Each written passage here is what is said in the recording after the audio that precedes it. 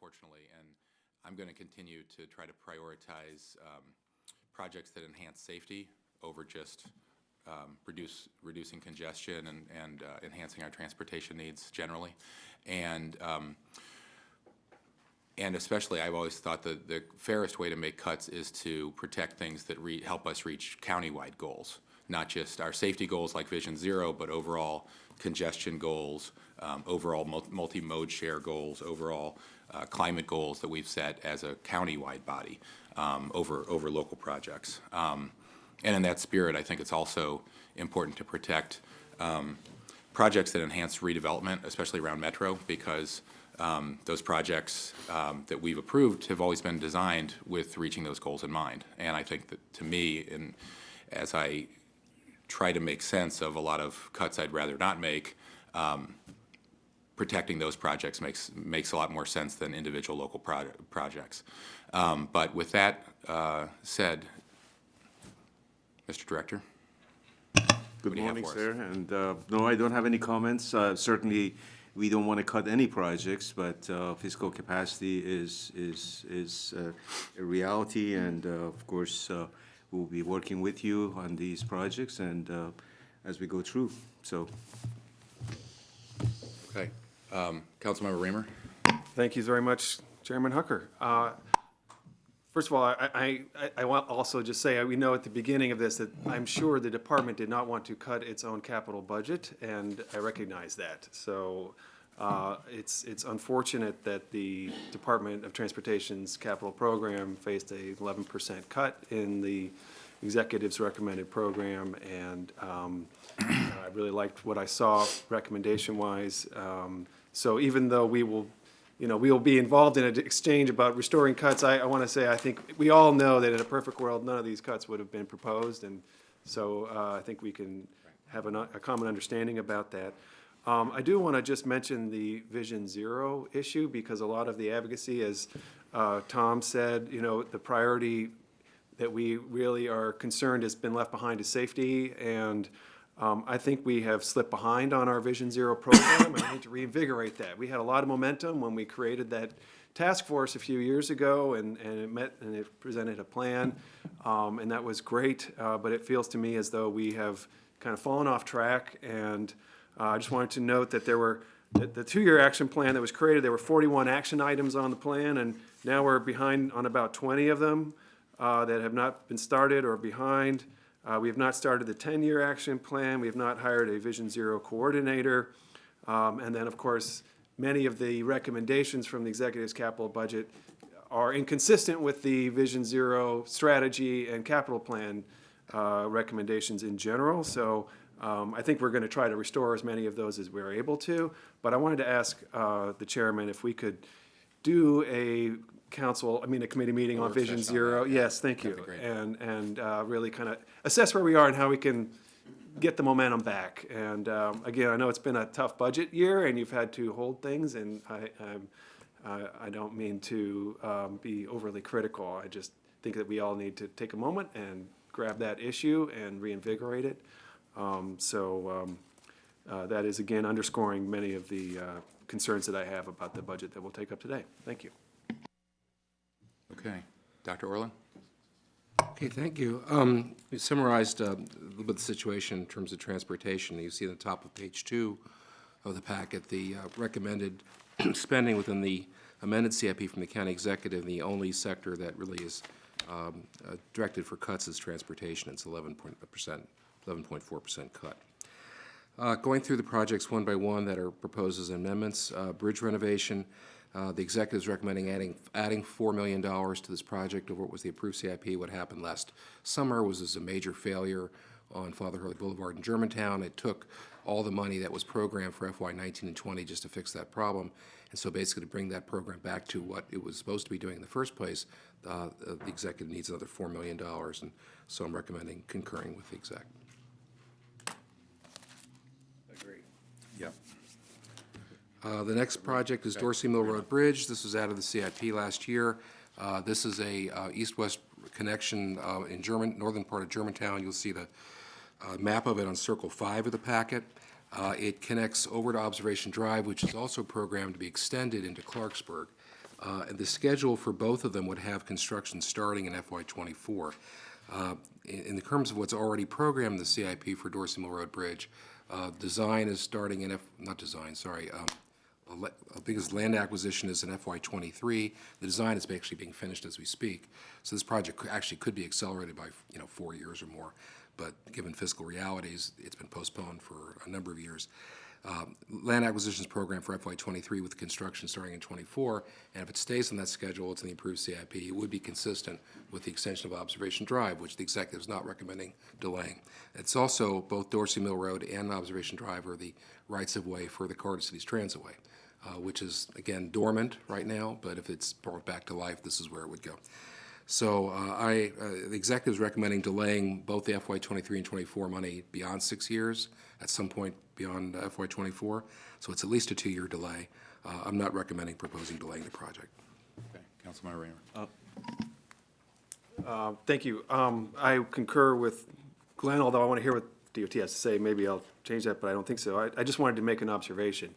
When we took up the Mark Rail Communities Plan, there was discussion, and one of the issues that was raised was Middlebrook Road and the need for safety improvements on Middlebrook Road. And, there was some commentary replicated on Twitter that, as though if we were to make safety a higher priority on Middlebrook, it would demonstrate that the county council doesn't understand that people also drive in the up-county. We understand people drive in the up-county and the mid-county and the down-county and the west-county and the east-county, and there are a number of projects in the capital budget to build road infrastructure. Yes, there has been a lot of controversy about one particular road, M83, but there is a lot of money in the capital budget for other road projects, and we have been adding those and moving through them. And so this is a good example of a $28 million bridge, that over 270, that probably very few people are aware of, is moving along or should be moving along. And I think it's an important project. You can't fly a bicycle over 270 or a car. You got to have a road. So, I just want to I think we need to explain how much we are doing for transportation needs in all parts of the county. And I think there's a mythology that we're not doing as much as, we're not putting in a full effort, in every part of the county. I think that we are. And I think this project is a good example. A general point, I'm sorry. Councilmember Glad. I appreciate my colleague's sentiment towards transportation projects in the up-county, because this is proof that work is planned and depending on what we decide here, will be executed upon. I have a broader question as it relates to transportation projects within such close proximity and intimacy to I-270. So while the governor's plan for widening 495 and 270 does not extend this far north, he hasn't rolled out future work there. And how do we think about infrastructure projects related to any expansion that the governor at least has proposed? The current EIS and procurement activities that the state has proposed don't cover this segment, but their overall traffic relief plan does. They've said that they were going to start the environmental process on this component this year. I asked just this week, they don't have an update on that. So this type of facility would ultimately be reflected in their work should they decide to move that piece forward as they said they want to. I don't know, sitting here, whether the design is coordinated with the idea of 4 additional lanes on the Beltway, but I know that the master plans did include some widening. So I can't say exactly how the current design would reflect or interact with widening of 270 in this location. And I think the broader point there is it's one big question mark related to all these projects. Any of the expansion that the governor wants that the council has explicitly stated our opposition to. But I just want to be mindful of any money that we put forward for projects and how it might change in due time. This is not the only new road crossing or interchange proposed on this segment of 270. New Cut Road is just to the north of here, and there's an interchange proposed at that location. Okay. So greater coordination moving forward if this moves forward. Yes, and if they move forward. Yes. Duly noted, yeah. Let me just express the reasoning for my recommendation to the county executive to actually delay this project. Part of the urgency for this project was CCT. And of course, that phase 2 of the CCT is not even been studied. It's on hold. And then the other part is the fiscal capacity. Based on those two facts, I recommended that this project could delay 2 years and without major impact. The only thing I want to say, just generally speaking, for particularly those who are new to the committee, just about every road project you see in the county CIP also has, as part of it, sidewalks and bikeways. So it's not strictly a road project. And this one does as well. That being said. So the committee's recommendation is to concur with not delaying it. Okay. And did you make the point in your earlier comments? Can you talk about the how we're going to tie all this up in reconciliation later? Oh, sure. What happens, what you do publicly, what the executive branch does privately before you see it, each of the departments present what they think they'd like to see in the CIP. If you add it all up, and you add with the school system, the college, and park and planning once, you can't fit it all in the box. And so OMB and the executive, obviously in the end, the executive decides what projects need to be delayed or reduced to be able to make the numbers fit to what's affordable. And that's what you see, and that's when Al says that this project has been delayed for fiscal reasons, that's what he's talking about. This is one of several projects like that. What you do in the council is you go through this review very publicly, and you say, I don't think I want to delay this project. I want to keep it the way it is, but we'll see where we are at reconciliation. We'll see where you are once you made all your decisions.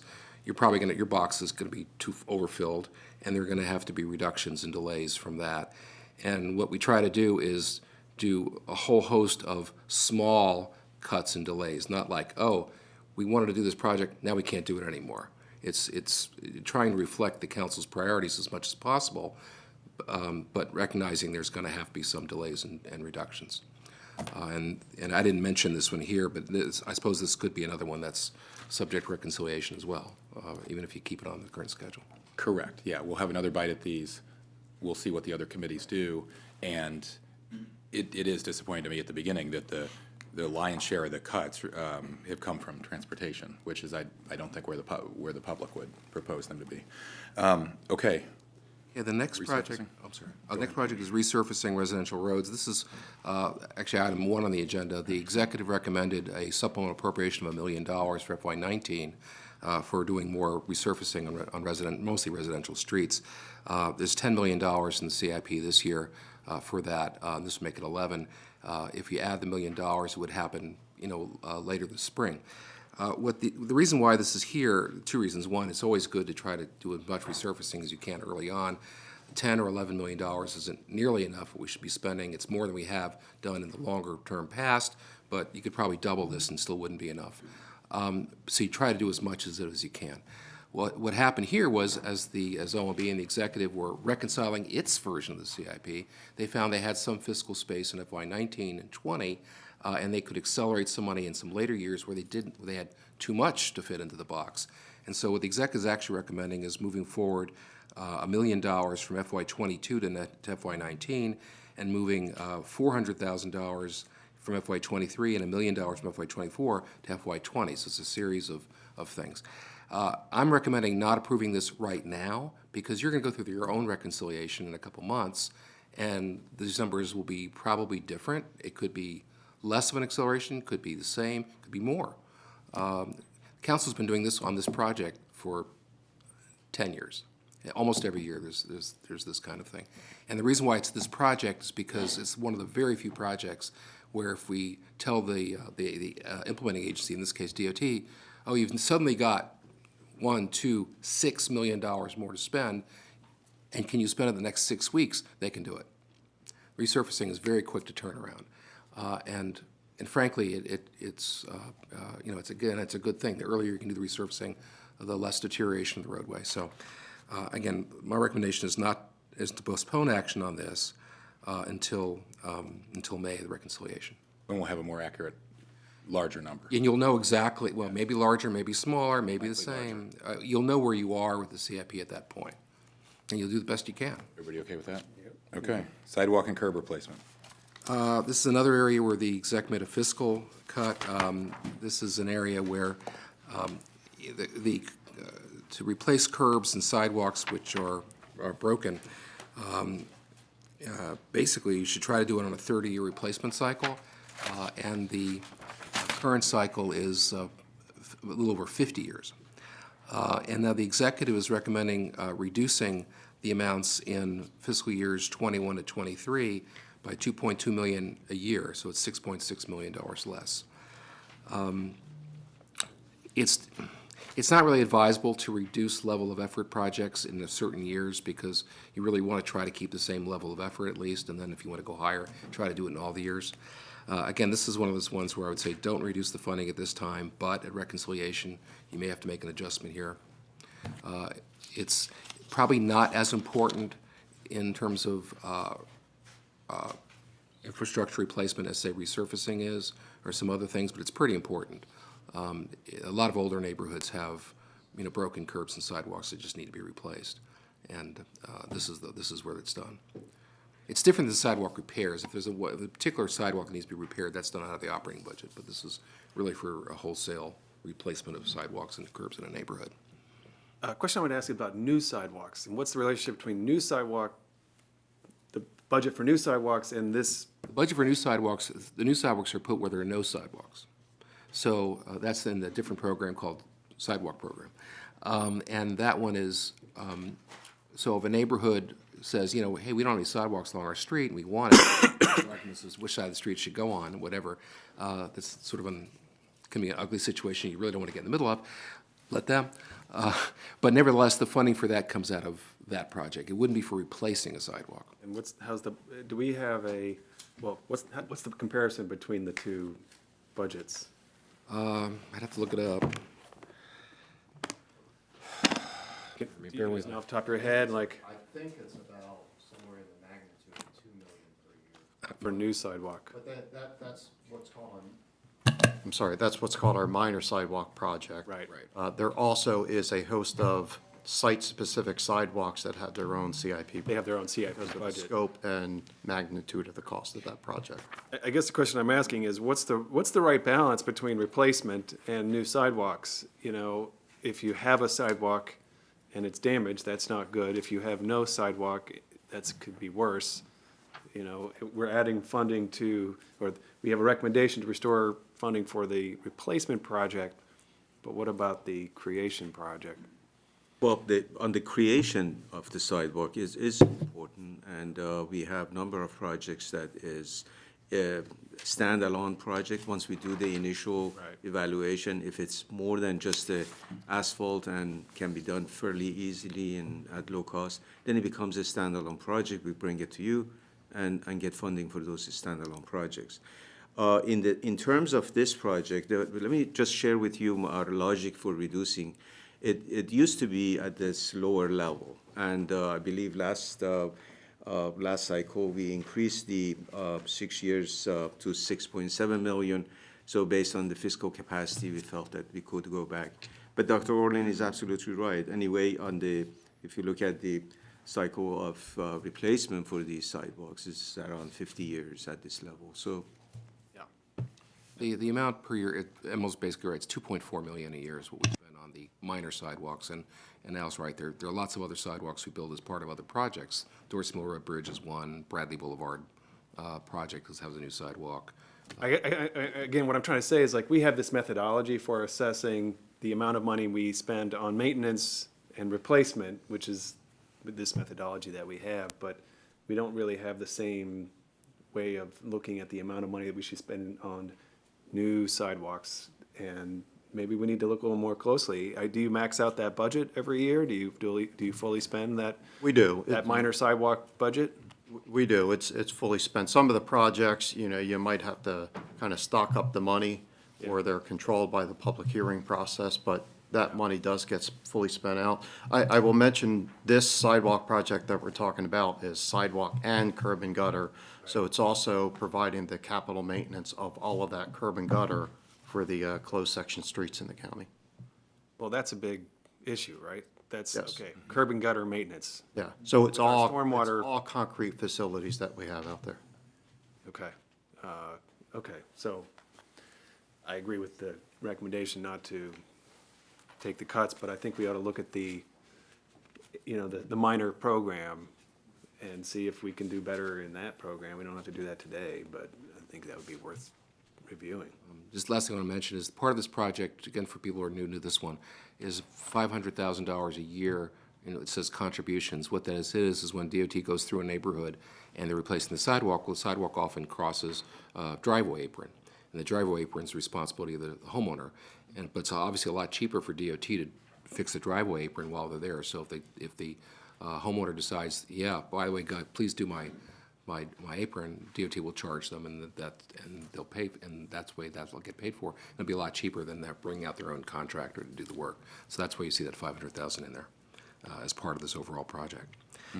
The next two, on page 4 now, Bethesda Metro Station South Entrance and the Capitol Crescent Trail, same thing's happening on both these projects. Several years ago, or a few years ago, DOT or the county and MTA had a funding agreement as to how they were going to pay for these projects, which were ancillary to the Purple Line. And DOT came back, and the executive came back and said, can we defer our payments by $27 million until later in the CIP period, because we're having some fiscal pressures. And so they moved 9, 9, and 9 from earlier years to 9, 9, 9, 9 in later years.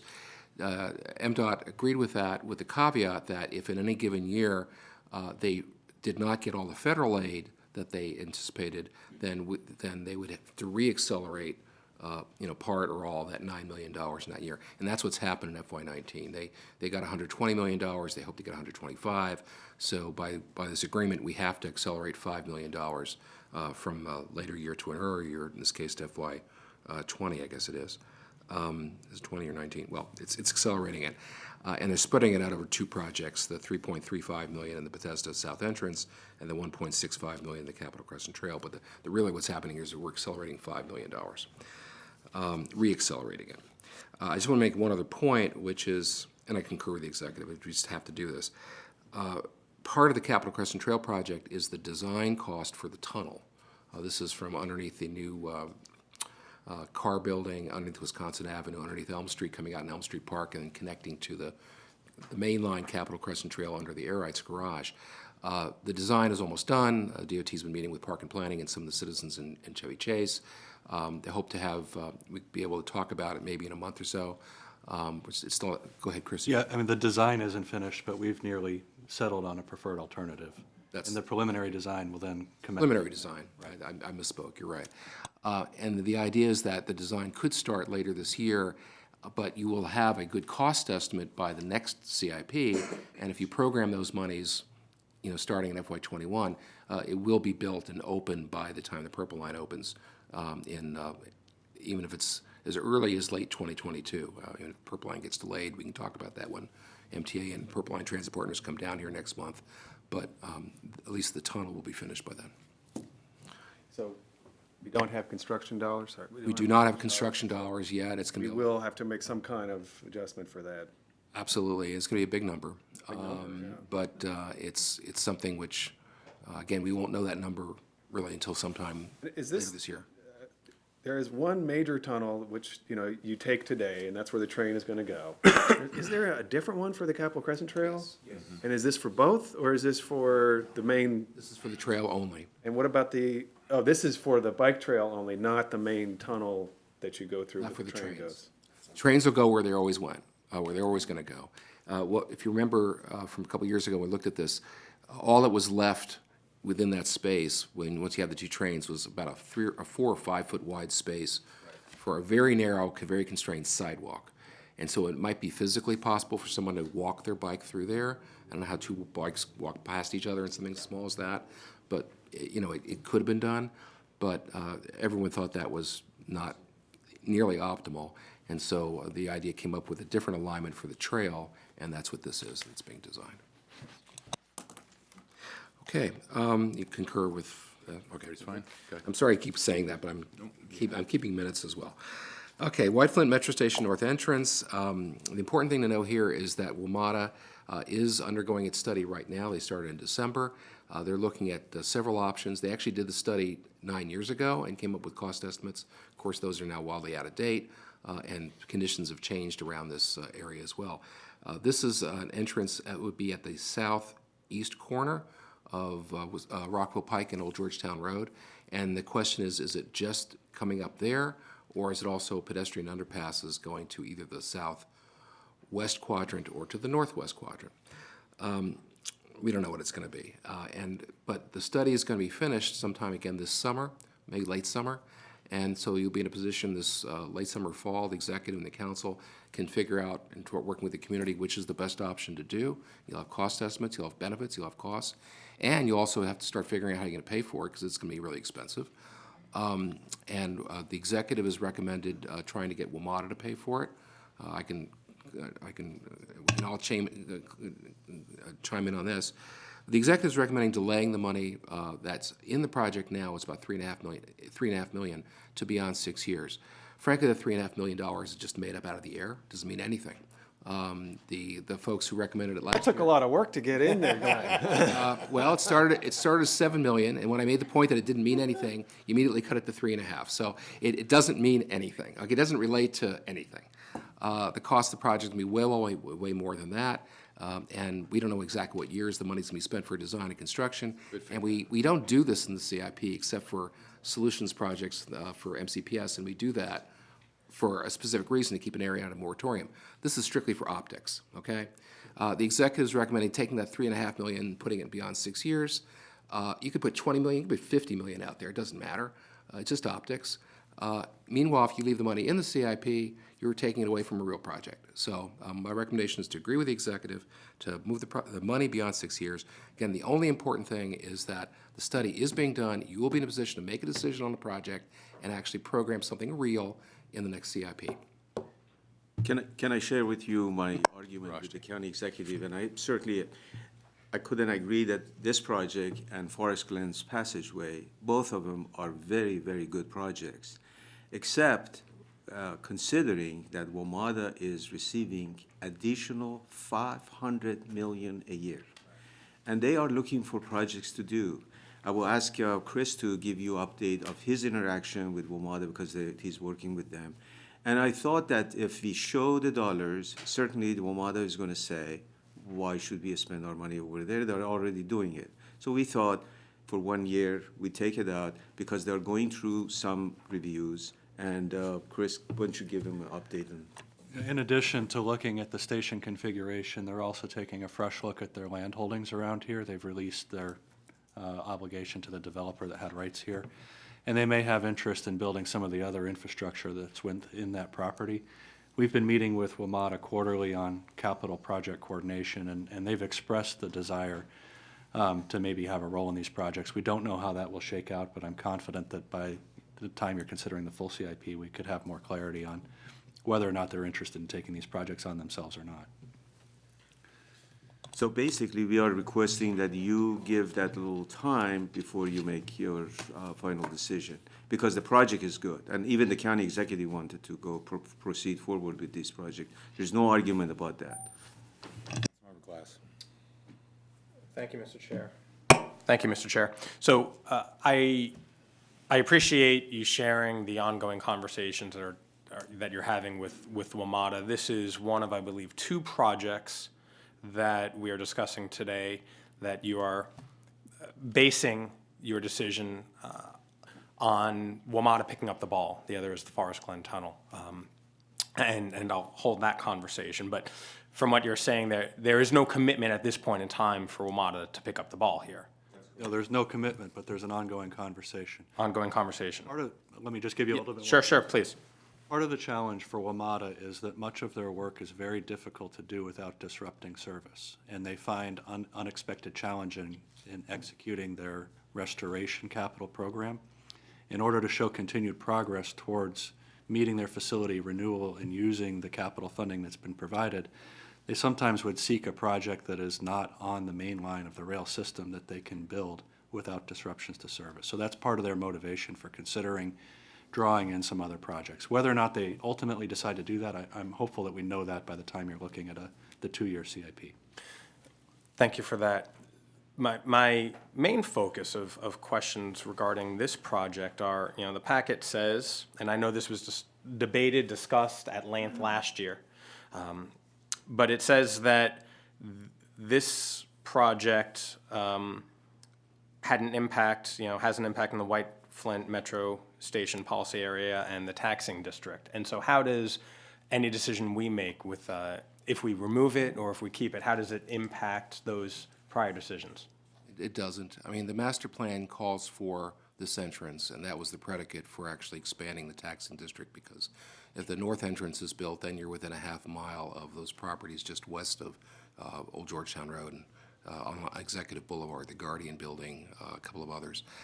And as I said, it's very likely that next year you'll be putting a project in the CIP, whether it's with some WMATA funds, whether it's county funds, state funds.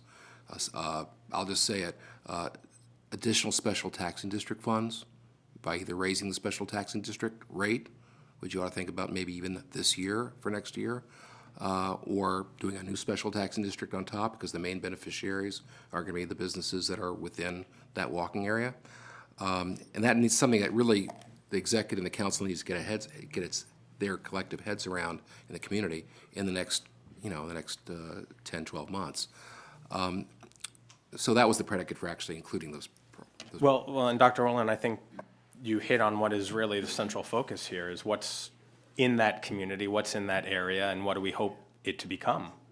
And if we think that growth and jobs are predicated, to use that word again, on access to Metro, then I think we should strongly consider moving forward with this project at the county level, because I don't think the capacity is there.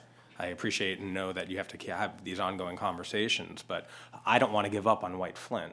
And I know White Flint is based on this type of transit along with BRT when it comes along 355. I appreciate the creativity that might be needed further along the line to help incentivize that, similar to what other jurisdictions do.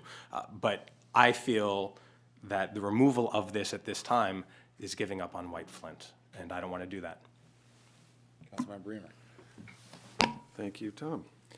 I just want to say, I usually use first names in committee meetings. It's hard to, exactly. Like a full council, I use last names, so, hope you don't mind if I refer to you as, I'll call you Chairman Tom if you like, maybe.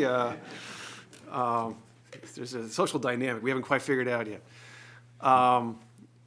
So first of all, I think it's quite important that we had that money in there. And I concur that WMATA may well be willing to pay for it, and I had a conversation with Paul Wiedefeld myself, and he said as much, but I'm not sure that it would have been on his radar if we hadn't made such a big fuss about it last year when we added it to the capital budget. So I think there's a little bit of a yin and yang here. I agree that, we need to really make a strong ask to WMATA here. I think that the fact that they have this capital budget to work with is substantially due to support from Montgomery County, and these are great projects for us to get them to pay for, and we wouldn't want to disadvantage ourselves in that negotiation. I don't think we're showing a lot of money, frankly, in the grand scheme of things, and so I'm not concerned really about the dollar value that we are showing, but I think it's a very big statement of our priority that we're showing something so that they know that this matters to us, because if they don't think it matters to us, then why would they bother to pay for it? I think they're trying to be responsive to Montgomery County and the county council. So on the one hand, I don't want to pound on the executive very hard for saying that WMATA could pay for this. I agree. I think that is very a smart approach, and we ought to try to negotiate our way through that. I do also think that these are essential projects, and if it doesn't work out with WMATA paying for them, then we need to be prepared to pay for them ourselves. And my philosophy about White Flint and Forest Glen, but it's more of an issue in White Flint, is like we have to make the market here to some extent. We have to be early, seed money. We have to change the dynamic in White Flint, and the way we do that is with infrastructure. It's with this metro station, it's with the Pike and Rose development, which needs a parking garage, it's with everything, all the transportation infrastructure, the road reconfiguration, all of that infrastructure needs to get built, and no one else is going to build it if we don't push that forward and put our dollars behind it. And When that is rebuilt, when that is built, then we have hopefully an office market. Right now, all the development's happening in Bethesda. Not much is happening outside of Bethesda. There's a lot of really big proposals for White Flint, but we don't know that they're ever going to come to reality. If we can get some more momentum going with some of this infrastructure, maybe they'll come to reality, and then we can, that would be tremendous for our budget in a lot of ways, and our economic development strategy. So, I think we should continue to show the money that we're showing because they know that we want it. At the end of the day, I hope that we can back out of that money in the course of these negotiations, and I think that they should pay for the whole thing. This is to make Metro basically functional. This isn't like an extravagance we're asking for here. We're asking for, a second entrance at the station. It's not, and in Forest Glen, we're asking for the most basic safety features. It's not something that we should feel like we have to pay for, especially when they have capital budget. So I think this is really, really important. It was tough to get this into the capital budget last year. We did it. I think it's paying off already, and I think we ought to follow through on this. Andrew? Thank you, Chairman Tom. I like that. I'm just doing what Roger did. I don't know what I did before Roger. I figure I use last names when I wear a tie to full council sessions. When I wear no tie to committee sessions, we can be a little more colloquial here. I just appreciate everything that everybody has said and the thoughts of my colleagues. I share those views and feel very strongly about it.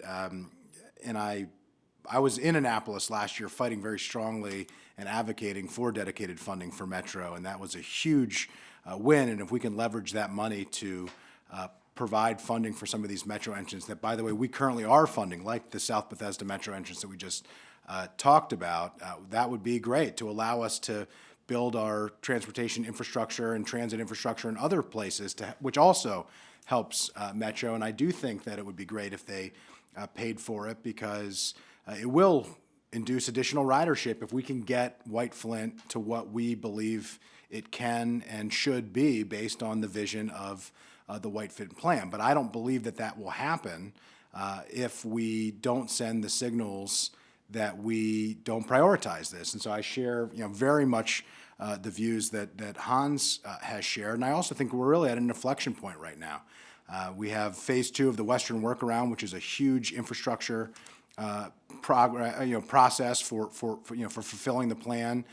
Significant progress that's been made, I think, thanks in large part to the leadership of Dee Metz, who's recently left, but has done tremendous work in negotiating with VOB and getting that going so that we can create the grid road network to make transportation, pedestrian access and to this area even better than it currently is to fulfill the vision of the plan. But I think that if we don't seize the opportunity right now in the aftermath of Amazon and in the focus that we're putting on economic development to grow this, that we won't be doing it. And I think that the message that we then send the private sector that we are trying to get to invest is the opposite. And so I don't share the view that if we have money in the budget to show that this is a priority, that the WMATA won't ultimately fund it. I think that that is a conversation that should be had. And I actually think my response to Hans's point would be the opposite. If this is so low on your totem pole that if you have to find cuts, this is one of the first places you look to, then clearly this isn't enough of a priority for you. And so why would we fund something that is something that you'd be willing to cut if push came to shove? And so I think that this is absolutely critical to fulfilling the vision of White Flint. Symbols do matter and actions do matter. It's not just about the money. It's, specifically in terms of dollars and cents. It's about a commitment and a lot of hard work that was put into the plan and to the previous council and to Tom and Hans and many others and Roger and many others who really fought, hard to put this in and to make sure that we are sending the signals to the private sector that White Flint is important for the county's long-term economic development and that we are very serious about it and that we are doing everything that we can to provide the infrastructure that we promised as part of the master plan process. So I appreciate the opportunity to join my colleagues on the committee and speak to this and share, I think, many of the views that were spoken by them. Well said, you're more than welcome. See, I received my training in addressing colleagues in Annapolis, where it's rude to even use your last name. The council member from Western, yes. The gentleman from Tacoma. Glenn, I hear everything you're saying. I mean, it's a little bit optics. Optics are also important. And, I think continuing to show we have some skin in the game and this important project is important. There's a lot more that's going to be discussed about this project and a lot more that needs to be done. And, I agree with my colleagues. We're still committed to White Flint. We're still committed to transit-oriented development and having this little bit of money in there. I'm all for asking WMATA to contribute to this and many other projects, and I appreciate that they have more revenue coming in, and we should do that, and I doubt, their answer to our request is going to really hang on what we do in discussions in open session here. So I think because of our ongoing commitment to White Flint and our consistency with our previous decisions, we should leave it in there. And I can assure you that we will continue to push and try to get the funding from WMATA for both of these projects. And we want to assist you in any way possible. We'll have the general manager and our board member in Silver Spring next Thursday for the Metro Forum. So there's another chance for constituents to talk to them. Dr. Orland, the BIPAs. The BIPAs, bicycle pedestrian priority area improvements. The executive, again, for fiscal reasons, is recommending basically a little bit more than a third of a cut in this program, not affecting this year or next year, but reducing more significantly the last 4 years of the CIP. I won't go into detail. Bottom page 5 and all of page 6 are all the sub-projects that will be delayed by 1 or more years. Again, I'm not, and you've got testimony from WABA and from Zachary Weinstein saying don't do this. And my recommendation is don't approve the proposed amendment, but again, reconciliation may require that in this program. Okay, Councilmember Reamer wore his bike pin today, so I knew he came to play on this matter. That's really funny because it took me a little effort to get this on, and I was like, damn it, I'm going through with this. That's right. I'm wearing this pin It might come down to whether I can get it on or not. Exactly. This is about to get a couple $1 million, I think.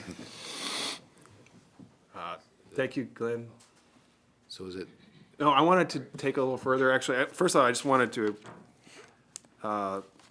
express appreciation for your listing the projects that BIPAs will fund. I think it's just really helpful to take a look. They are often about bringing some of our older, more deteriorated, or places that have become more urbanized, and they weren't really designed that way, and there's a lot of people there, and there's a lot of conflicts between cars and bikes and people walking. It's designed to really modernize them and to create more of a viable urban context where safety is really it's a stronger guiding principle. So you've got the downtown Silver Spring, the Silver Spring Circle, as it's called, that protected bike lane there. You've got Randolph and Veers Mill. There's projects that are in planning and we would be able to fund. There is, in Wheaton, there's a lot of excitement in Wheaton now about doing a protected bike lane network there. A lot of concern about pedestrian safety and bike safety. And I want to reemphasize again that these protected bike lane networks are as much about pedestrian safety as bike safety. What they do is they create calm and they require people to really be vigilant about all users in a roadway. And so it reduces conflicts and really helps everyone be more attentive to all users, and that makes for better safety.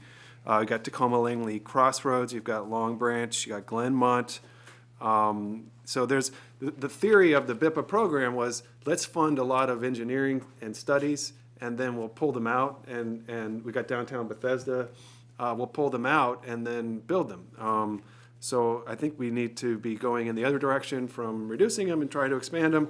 I'd like to recommend that we actually take it to, not in FY20, but starting in '21, take the program to $5 million a year.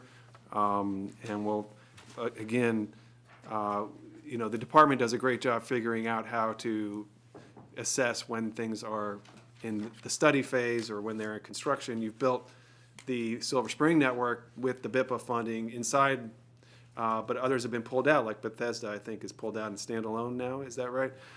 So there's just a good process that you have to figure that out, and you would figure out what's the best value. Is it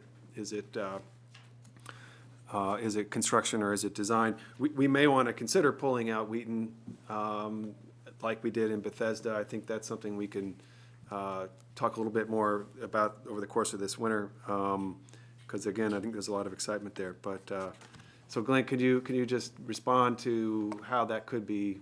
What's your reaction to increasing the BIPA dollar amount? Well, again, there's a backlog of all kinds of things, the CIP and master plans, but it's a matter of priorities. Right. I just want to be clear, the current PDF, which did not include in the packet, in FY19 it's 2.6 million, FY20 is 2.5, and FY21 it's 3,950,000. Then in FY22 it's 3,750,000, and FY23 it's 3,070,000. And then for 24, it's 4,430,000. The reason why it's sort of uneven is because these are the accretion of several sub-projects, and that's just the way the monies fall. Are you suggesting raising the expenditure in just FY21 to 5 million? 21, and then they're 5 million across the board. Right. I guess what I suggest is we could come back to this. What I would ask is if we could ask DOT to put together what the program would look like if we had about 5 million a year. Again, it might be somewhat higher, somewhat lower, and then maybe come back at a later time. That'd be terrific. If you could maybe including in that an analysis of Wheaton and specifically how that could fit in, that would be very helpful. But in terms of this, so do you want to postpone a recommendation on this whole project until we get back that information? Well, I have some questions. Go if I ahead. could. Councilman Glass. Thank you. Evan. Although I'm wearing a tie, so I'm going to say thank you, Chairman Hucker, based on the rules established. So the $5.2 million in reduction, I appreciate highlighting what those projects are and the communities that those projects serves. I think that's really illuminating and really a cornerstone to the conversation that we're having, because a lot of those projects are in Long Branch. They're in Veers Mill corridor. They are transit-dependent, pedestrian-dependent communities. We in the first 2 months of this council have spent a lot of time talking about equity, and I'm trying to figure out how a reduction here factors into that equity lens, or how it's seen through that equity lens, especially in the corridors where in the Veers Mill corridors, 41% Latino, nearly a quarter of the people take public transportation. And we just last week had a hearing on the Veers Mill master plan, corridor master plan, and testimony after testimony was talking about individuals who have been injured or killed due to the lack of sufficient pedestrian infrastructure. So I have real concerns here, and I want to ask you sincerely, how did you come about picking these projects, knowing how important these infrastructure projects are to the communities? That's a good observation. This particular program was implemented geographically. So studies were done in BIPAs, and from that, design projects developed and then construction projects. So what you're seeing here is just the impact to where the workflow is in this program. Planning studies have been completed in Silver Spring and Grosvenor and a few other places, and they've been advanced.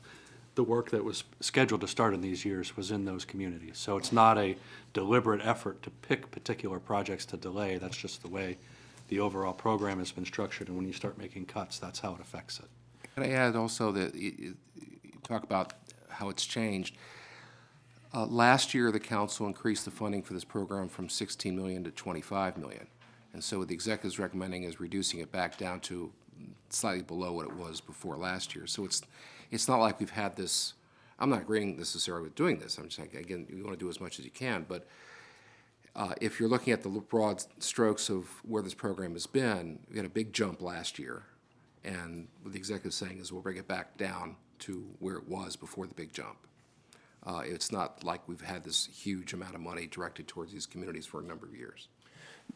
You know, many of the projects that we're talking about here are about future growth, about economic opportunities. This one is about life and death. And I have concerns about cutting that budget. If anything, the sentiments that's been shared that we need to do more and we need to do more now, and that's where I'm at. And the only reason for the proposed cuts is purely fiscal capacity. Sure. So that's really. I understand. Right. So, I'm sorry. No, I think this is counter to the decisions we want, direction we want to go in, so. So, I mean, just in terms of where the committee wants to do with this project today, do we just defer until we get the information back from DOT about what the roughly $5 million a year would do in those last 4 years? Based on Mr. Rayner's Yeah. recommendation. I think that's fine. I think we could reject the proposed cuts at this point. True, So but that again, the- you're putting together amendments to the CIP. You can increase money. You don't have to. Correct. just look at what not And to- we reserve the right to do that in the reconciliation, right? No. Oh, I should make that very clear. Once the council's made its decision, and obviously Right. if the committee's making recommendations, goes to the full council.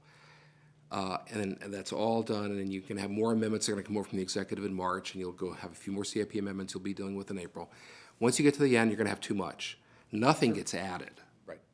Nothing gets, well, except for possibility of like what they did on resurfacing, nothing gets accelerated. It's all about cuts and deferrals. We Right. don't We'll add anything at the end. So if you want to have something that's in the CP, you best ask now. At a future T&E, when you have time for more detail. May I suggest that we add it with this proposal that I've made to go to 5 million in those years, but then we will hear from DOT as to what that is, and if we felt like there was somehow not a need for that much money, then we could back it down. But, Here's what I suggest. yeah.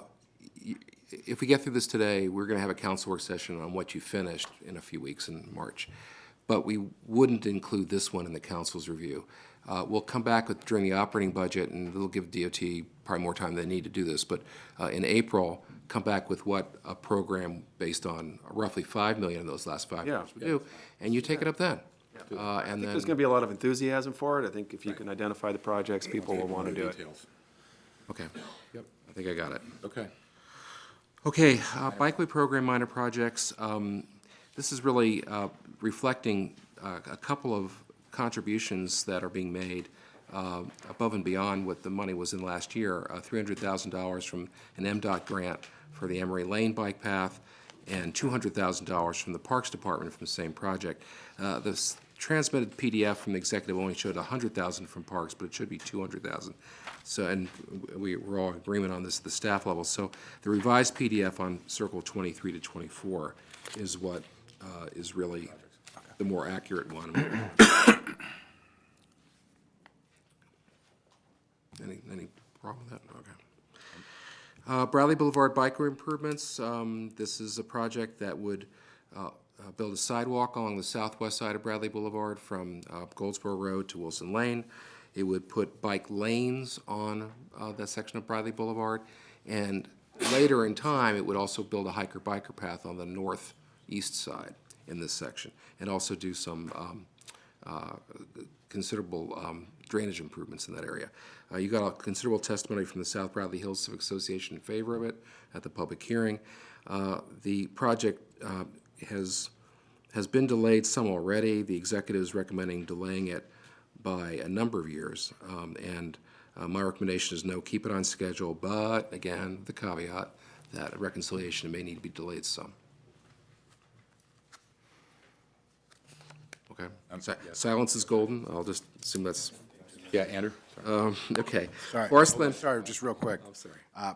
Appreciate that. I just wanted to highlight it as we talk about it during reconciliation, in case this is on the chopping block. I think it needs to be said. It's not just a safety and it's also an environmental issue. We had talked about it because there's a major stormwater and drainage issue. In fact, Lee Kaiser from the South Bradley Hills Citizens Association is here. I was at their meeting, and this area is on Old Chester Road is often referred to by members and community of the community there as Lake Old Chester, because in many areas there seems to be no drainage there at all. It's obviously a safety issue, Bradley Boulevard being a highly trafficked area, and a lot of the bike improvements that we're making as part of the downtown Bethesda plan, they don't really do anything unless you can access them from the major roads and neighborhoods, a couple miles out. And, this is just an absolutely critical area, and this project has been delayed and delayed and delayed and delayed and delayed, and I think it is just absolutely critical from a safety perspective, a pedestrian and bike priority perspective, and an environmental perspective, because, we're not very far from critical stream and creek beds. So just wanted to make sure I noted that, and appreciate the support. Okay. Forest Glen Passageway, we've talked about some already. The approved CIP has money for design starting in FY '21 and going to '22, land acquisition in '22, construction starting in fiscal years '23 and continuing in '24 and finishing in fiscal year '25. It's a $15.2 million project. A minor point that I'll make sure I get out early, the DOT received a grant from the federal government through COG to do the preliminary design of the bike path along the north side of Forest Glen Road. The project, what it consists of is an underpass from the Forest Glen Station, which is the southwest corner of Georgia and Forest Glen, to the northeast corner. But then it continues with a sidewalk along the north side going to the east over to Dam Run Drive across from Holy Cross. There's no sidewalk on the north side now. This money would be used to pay for the design. The department has, and the executive has put that money in the sidewalk minor projects program. I think it belongs here because it's part and parcel of this project.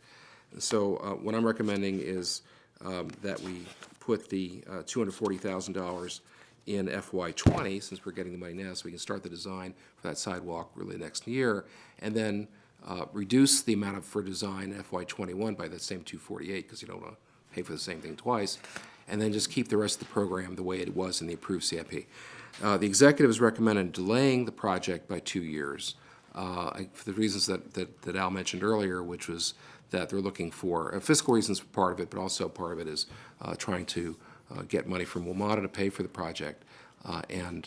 If the more we show in the CIP, the argument is that the less likely they'd be contributing. I think the idea of getting money from WMATA for either project is somewhere between aspirational and plausible. It's non-existent, we should try, but I mean, I've had conversations with WMATA too. They say that, yes, they do need to look for projects, but if you look at all the projects where they're building entrances to non-core stations in the region, it's the jurisdiction paying for it. We're paying $110 million of county money for the Bethesda South entrance. There's not a dime from WMATA. The federal government is paying, we're paying in our CIP, but it's all coming from the federal government, over $100 million for the entrance at Medical Center, because it's a federal institution. We had an improvement at Silver Spring, a small one, several years ago. We paid for it. So it's unlikely. We should try, absolutely. And Chris makes a good argument that if they need to show some progress, that may be the best argument we can make if they can't find other things to do. But there are clear preferences for state of good repair of the system and to make what I call core improvements to stations like Gallery Place, Metro Center, L'Enfant Plaza, other projects like that, which are benefiting to all the riders in the region as opposed to basically the riders going to and from a particular station that's not in the core. So my recommendation is to keep the project on schedule with the exception of showing that design money in FY '20 for planning and as shown on circle, whatever, circle 35 to 36. I'm not going to revisit the overall WMATA question, but in terms of why we put it in the sidewalk minor program, we submitted it as a standalone project for the grant for design for the sidewalk component and not as a component of the overall program at this location. So that's why we structured it the way we structured it. The only comment I'd make on that is then if we do that, then maybe we should take the sidewalk out of the Forest Glen Passageway project. No objection to that. As we discussed, it should be one or the other. We just felt it fit better in the. Because right now it's split. You got design in one and construction in the other. Well, if you're favorable with that, we can work it out to figure out what the money is. And so, all right, so that would be the recommendation now is changed, is that we would take the money out entirely of this for the sidewalk out of this project and put it in the sidewalk project. Okay. That's fine. This project's come too far, and I agree we should be asking WMATA for all the money we can get. But they can watch this session like anybody in the county can, and I think they know how committed we are to this project and the dramatic policy change we made last year in the majority of the council deciding to fund it after years of fruitlessly asking the state to fund it. So I think while we ought to ask WMATA for everything we can, this is, and I agree, this is a core improvement. I don't think it's going to hinge on where we leave it, so I agree with this, Dr. Orland. Okay, but with the change, we'll put all With the that sidewalk change. money in the other project. Skip to that one real quick. It's the top of page 9, and so basically, I'm recommending approval of the project with what you just finished talking Is that about. fine with everybody? Yeah, I'm just going to chime in again, and while I understand you're not going to, we don't want to belabor this WMATA project, the WMATA funding, but in recent times, particularly in Alexandria, where they expanded access to their metro stations, it was through special taxing districts. And it was not through WMATA's capital improvement projects. And given the conversation that's currently taking place in DC regarding late night funding, further exacerbates the point, accentuates the point, I guess both, that this money is not likely going to come. And so I want to keep this here. So thank you. It is a really important project. There's also a lot of redevelopment plan for that station area, and this is part of that. We need to rework all of that area, including Georgia Avenue, this WMATA safety improvement, redevelopment of the parking lot. It's all part of a vision for making this a better place to live and a better part of the county. So I think I compliment the district council member, Tom, for his great work and advocacy on this project. It's really important, and it's been hanging out there for so long. I remember when I first ran for office in 2006, that's when I heard about it at that time. So, we can wait forever for someone else to do it, but there's a real price to be paid for doing that. And so I think we ought to, hopefully we'll get WMATA to pay for it. Absolutely. And I actually kind of like Andrew's comment that by showing it, it shows how much value it has to us. We've skin in the game. That's really an interesting way to look at it. So, thank you. Okay, next one is 7 Lock Spikeway and safety improvements, another one being delayed for fiscal reasons. It's been delayed by 5 years already, and the exec's recommending, 4 years already, and this would be a 5-year delay. Again, I'm recommending not delaying it. It's mostly sidewalk improvements along the section of, the Phase 1 section of 7 Locks, which is between Montrose and Tuckerman. There is an intersection improvement as part of this as well at Tuckerman and Montrose, which is over capacity. Again, I'm recommending not delaying it, but we'll have to look at it again. It's reconciliation. Andrew? Thank you for that, and thank you, Mr. Chairman Tom, or Mr. Chairman. I'm trying to figure out where we're going. And thank you to Dr. Orland for that. I appreciate the fact that you included the places of worship here, because that is a critical part of this, and particularly Phase 1 and the northern portion of this is where the high concentration of religious institutions are, and many of the observers in those religious institutions walk along this corridor, which is a highly trafficked corridor, which I think emphasizes the need. I'll also add that there's a major redevelopment there at Cabin John. I called it Cabin John Mall growing up, but it's now Cabin John Village.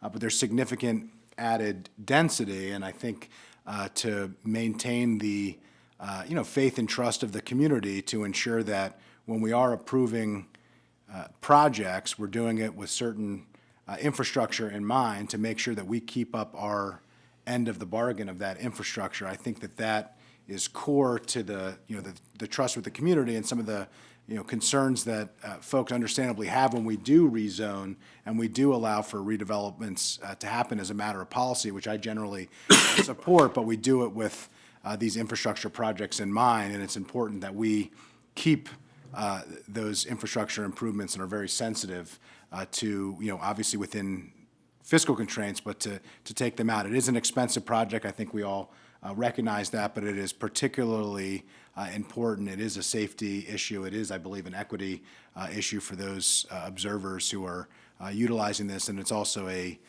fulfilling the commitments that we've made in terms of zoning and land use. And we're allowing for significant economic development there and additional density that we can maintain it, particularly with the turn lanes at Tuckerman and Seven Locks, which is really right at the edge of that Cabin John Village development, which is a significant area of major congestion. So, thank you.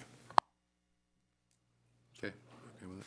Yep, okay. You've talked about the sidewalk program, minor projects, based on the discussion we had about 5 minutes ago. And we get to Montrose Parkway East. I won't belabor this. I'll just point out that this is the only major project left in the CIP that's a road.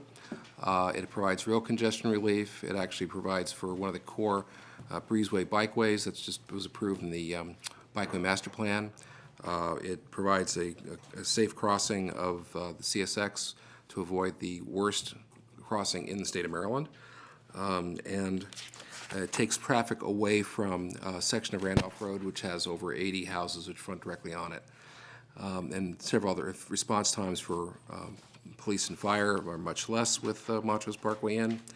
And actually would, without the parkway, two intersections that were considered to be work all right during the White Flint 2 sector plan that was just approved about a year ago.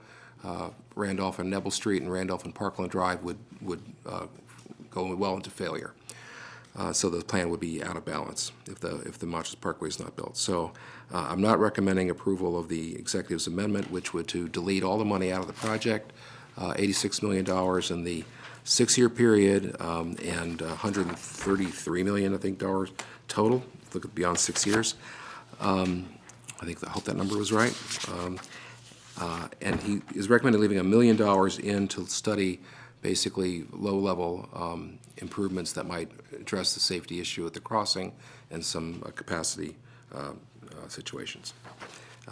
My point was that not to approve the amendment, but also at reconciliations likely to be delayed. Yet again, this project, if it had been built when it was first programmed, would have been finished 3 years ago. And now it's at least 6 years away from being finished. And of course, by taking the money away, it's now indefinite. Lots of fun. So help me again understand, the executive's recommendation is to delete it entirely or to? Leaves $1 million in there to, remember we did last year with Goshen Road? We took we reduced all the money out of the CIP for design or right-of-way acquisition and construction for Goshen Road.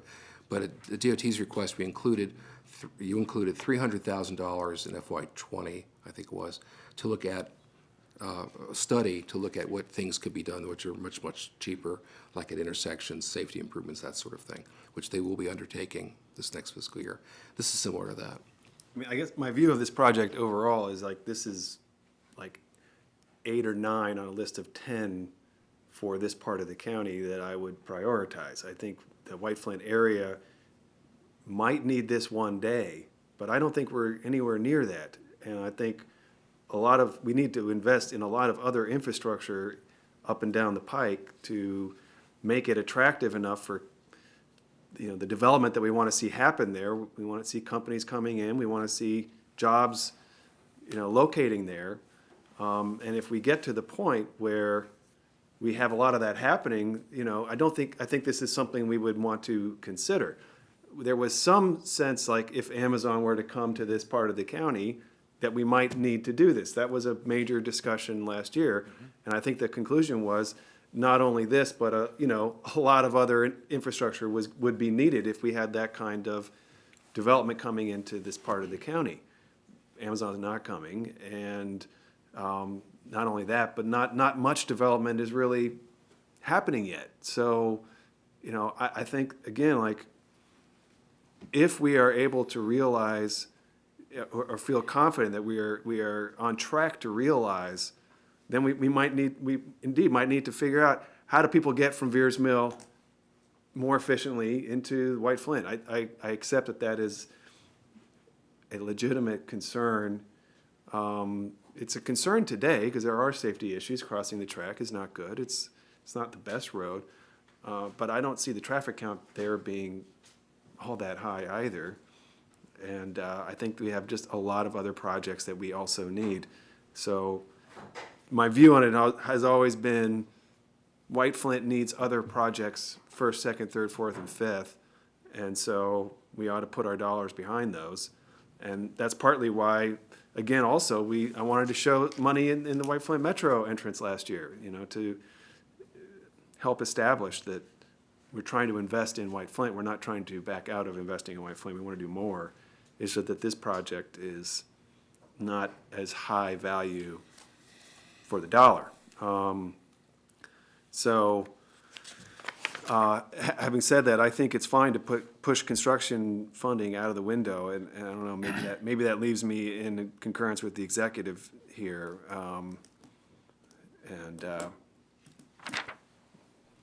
That's where I'm at. Gentlemen, any comments? Well, the executive is proposing $1 million, and so we can study the grade separated over the tracks and also park lawn and bring it connected back to the Montrose Road. So if you approve the executive proposed CIP, then we will engage in that study and we will share the result. Devin? So the A word was invoked, Amazon. And so I was not here during that conversation, and quite frankly, no one in the public was privy to that conversation.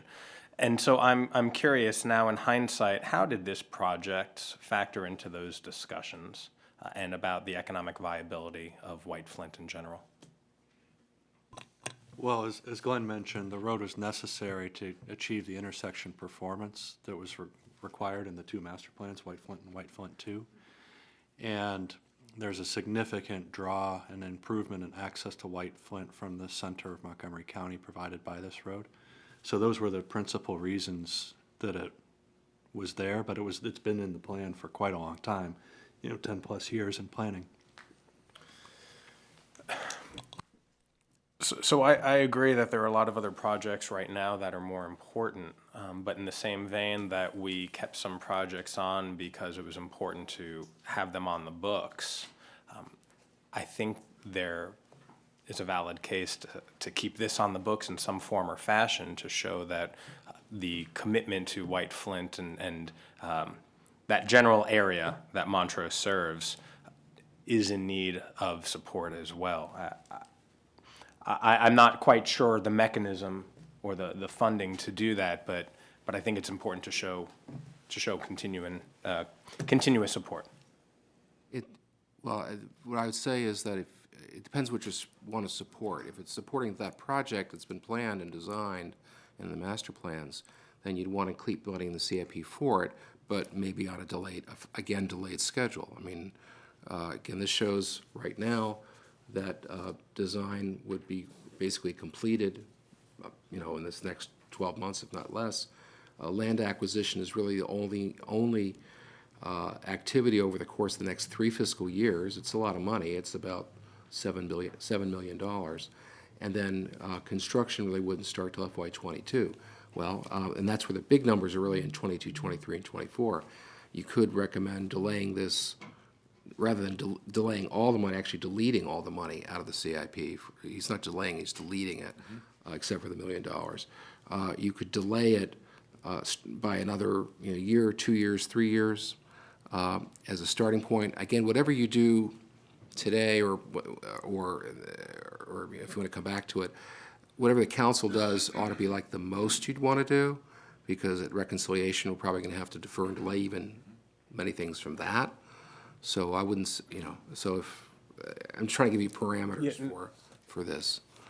I know unfortunately you don't have in front of you the PDF from the existing CIP, but I just sort of described it. Really, the next 3 years, it's relatively little money, it's for land acquisition. The big numbers are in FY 22, 23, 24, and effectively FY 25.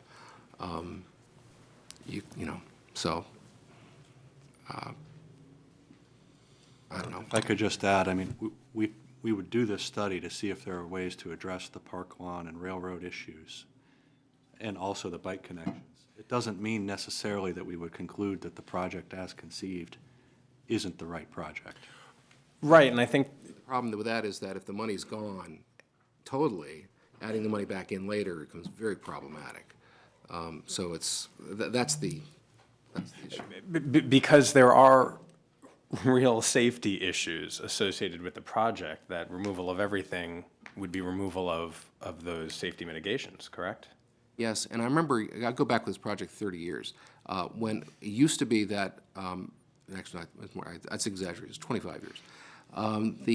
It used to be that the project was to build a new alignment for Montrose Parkway over the tracks, but then before it got to Park Lawn, it would bend to the southeast and connect back to Randolph Road at the intersection of Park Lawn Drive. A much shorter project than Montrose Parkway, but very expensive because not only do you have the bridge anyway over CSX, but now you're taking a host of commercial properties in the northwest quadrant of Randolph and Park Lawn.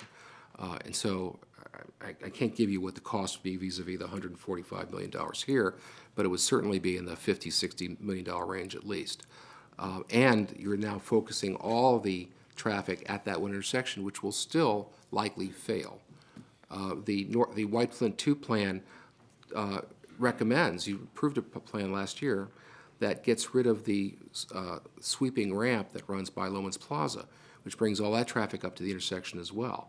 So it's going to be really, really difficult to find a solution here which is going to be effective. You can find a solution which is a lot cheaper, but whether it's actually going to do the job is aspirational. Well, somewhere, Bob says somewhere between negligible and aspirational. I wouldn't go that far. I'd just say aspirational. So, I mean, if you want to come back to this and think about it some more, again, we can bring it back at a later time, or put in a delay, or agree with the executive. I'm fine with agreeing with the executive. Okay. You said 1 million? 1 million, yeah, and the rest is gone, right?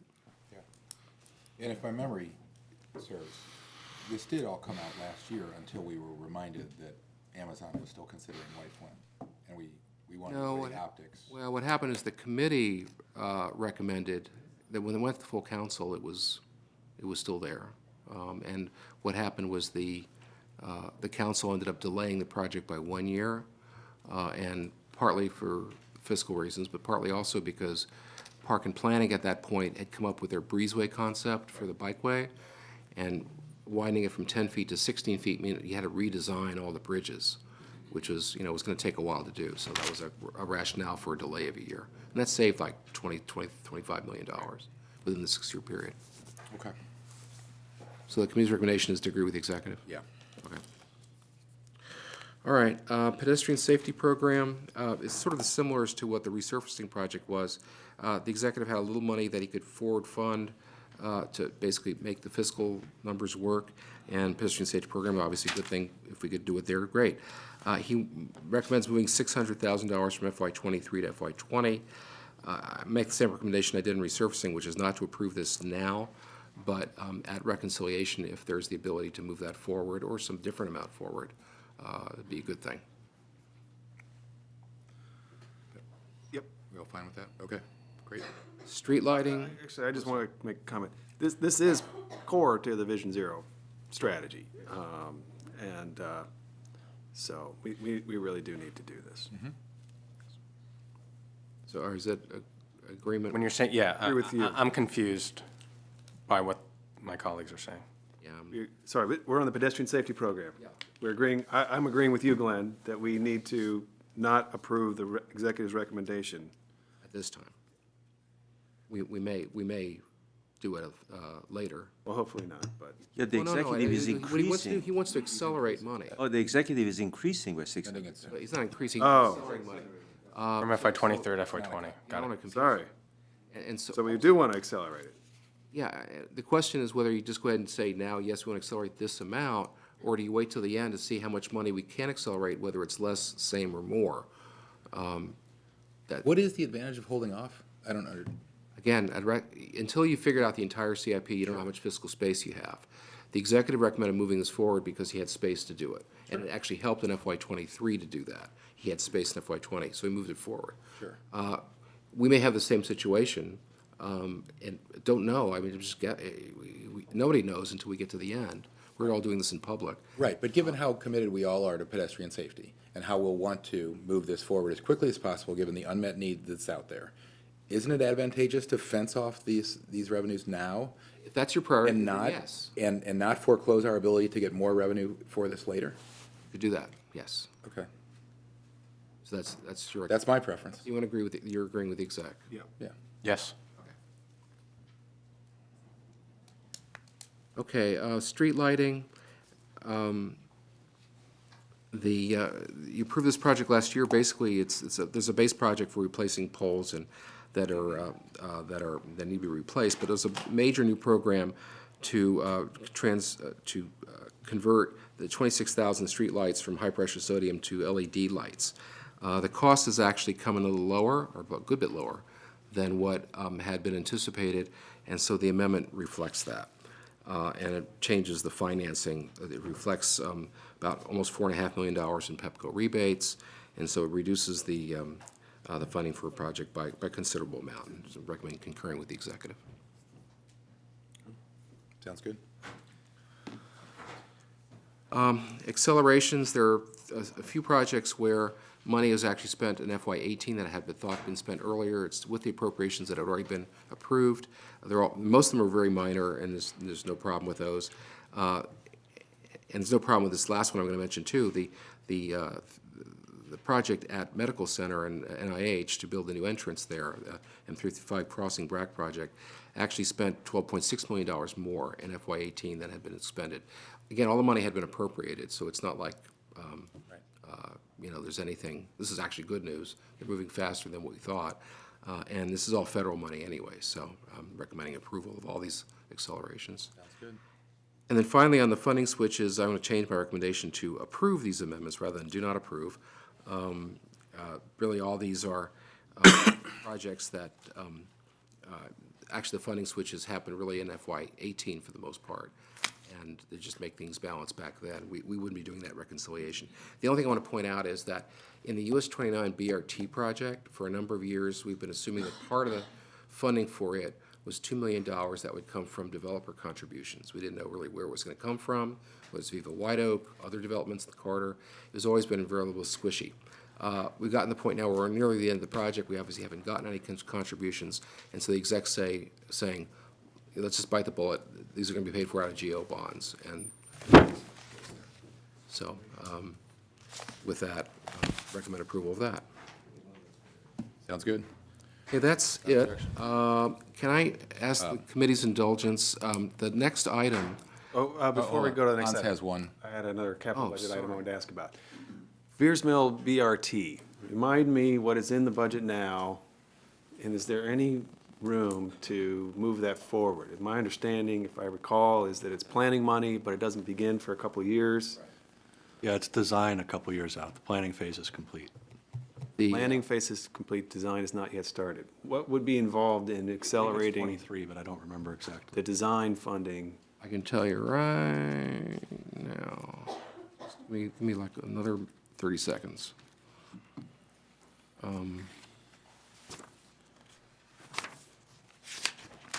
Okay.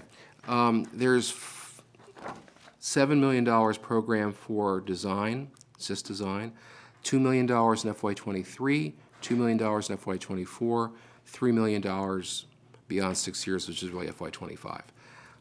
So, you could accelerate those 3 years as much as you want, Can we just accelerate those so we can begin? By how as- much? As soon as possible? as soon as possible. I mean, not FY '20. I don't know that we can fit much in FY '20. Well, that's what I'm looking for, is what year, you have 2 million, 2 million, 3 million. When would you want to start it? Right now, it's FY '23. Well, why don't we say FY '20 with an understanding that if 20 is too tight, we go to 21. All right, so 20, 21, and 22, and it would just be design. The problem is that until we have the design more finished, we don't really have a precise cost. Typically, we would go to FY '23 with construction or land acquisition if there's any needed, but I think this particular alternative, 2.5, doesn't have any. No, there is right-of-way at station areas.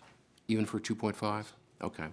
So we need some land money, but, I mean, we've, in the past, program some projects just with design money and come back later with costs, so. I We have guess, a full CIP next year. exactly. So what are your druthers? We try 20 and see if we can hold that, and if there isn't room, then we can, So what's the funding throughout the system aside from 29? This is geo bonds. this what's- is Pierce Mill. Combination, What actually. you're asking. an So overview I'm of the asking whole- broader, yeah, exactly, yeah. So we have 29, and then where would this proposal get into? US 29 is actually going to be finished in FY '20. It's going to open when, Chris? May 3rd, 2020. Oh, I got a date. And the southern segment is, what's the status of the southern segment of 29? That's being studied by DOT now. Oh, there's an independent study of whether or not dedicated bus lanes or other measures can be implemented in Four Corners. That was kicked off this winter. Right. We can't accelerate that. Is moving as fast as it can move, right? Yeah, in terms of the schedule's not driven by the funding. The other projects, this project, the Veers Mill project, the planning was completed a year and a half ago. A locally preferred alternative was identified, and it's been waiting to move into design. The 355 BRT is well into design. We should be wrapping that up shortly with a locally preferred alternative for 355. And New Hampshire Avenue is also scheduled to start, I don't remember when, I think it was after That's further out. Veers Mill design, but I don't remember the exact year. Those are the ones that are in the current work So program. 29, then 355, and then Veers Mill would get in the hopper. Planning for New Hampshire Avenue would start in FY '22 and be complete in '24. So, Okay. and planning for the North Bethesda Transitway would begin in FY '24 and be complete in '25. So we went through a process at the council last year, I guess it was, at T&E, of picking a broad brush concept. That we had an estimate, I think it was a $50 million estimate or something, I don't remember what it was. But, Closer to 80, if I remember. 80, okay, so we went through, anyway, there is a general concept, but this would be the funding to actually really truly figure it out, is that, how would you describe it? Veers Mill Road? Veers Mill. Yeah, I mean, the concept that was approved would basically have Q-jump lanes at, I think, like a dozen intersections between Wheaton and Rockville. Design means actually doing design drawings and getting permits, and getting ready to the point of actually, buying land and building the project. So it's going from just schematics to something that's ready to start building. So my understanding is you're recommending $2 million in '20, $2 million in '21, and $3 million have this written in up? 22 for. Sorry, I apologize, I don't have it written up. I actually wish I had. I'd be happy to write it up. I didn't mean to surprise you, I literally came up with it as we were talking Yeah. today, so I think it's a good topic. Are we going to have the opportunity to come back to this? we could certainly add it to an agenda, Future, the next couple weeks, that'd be fine. It's up to you. If that works with you, Glenn, I think there's a No, number of constituents that'd be interested in this. And All right, so we want to have another item on T&E before you go to the full council. we'll have other meetings. Yeah, All right, that's fine. Okay, so no recommendation at this point. great. Let's come back to it. Okay. Okay, it's 11:25. We have, that completes this item on the agenda. We had really planned for about close to an hour and a half for this first briefing on TDM, and really the point was to give you a very, very full understanding as to what the TDM program is now, what the bill as introduced would do to change it, and we just got last night the executive's recommendation for how we would change the bill. No decisions today, but it was strictly background.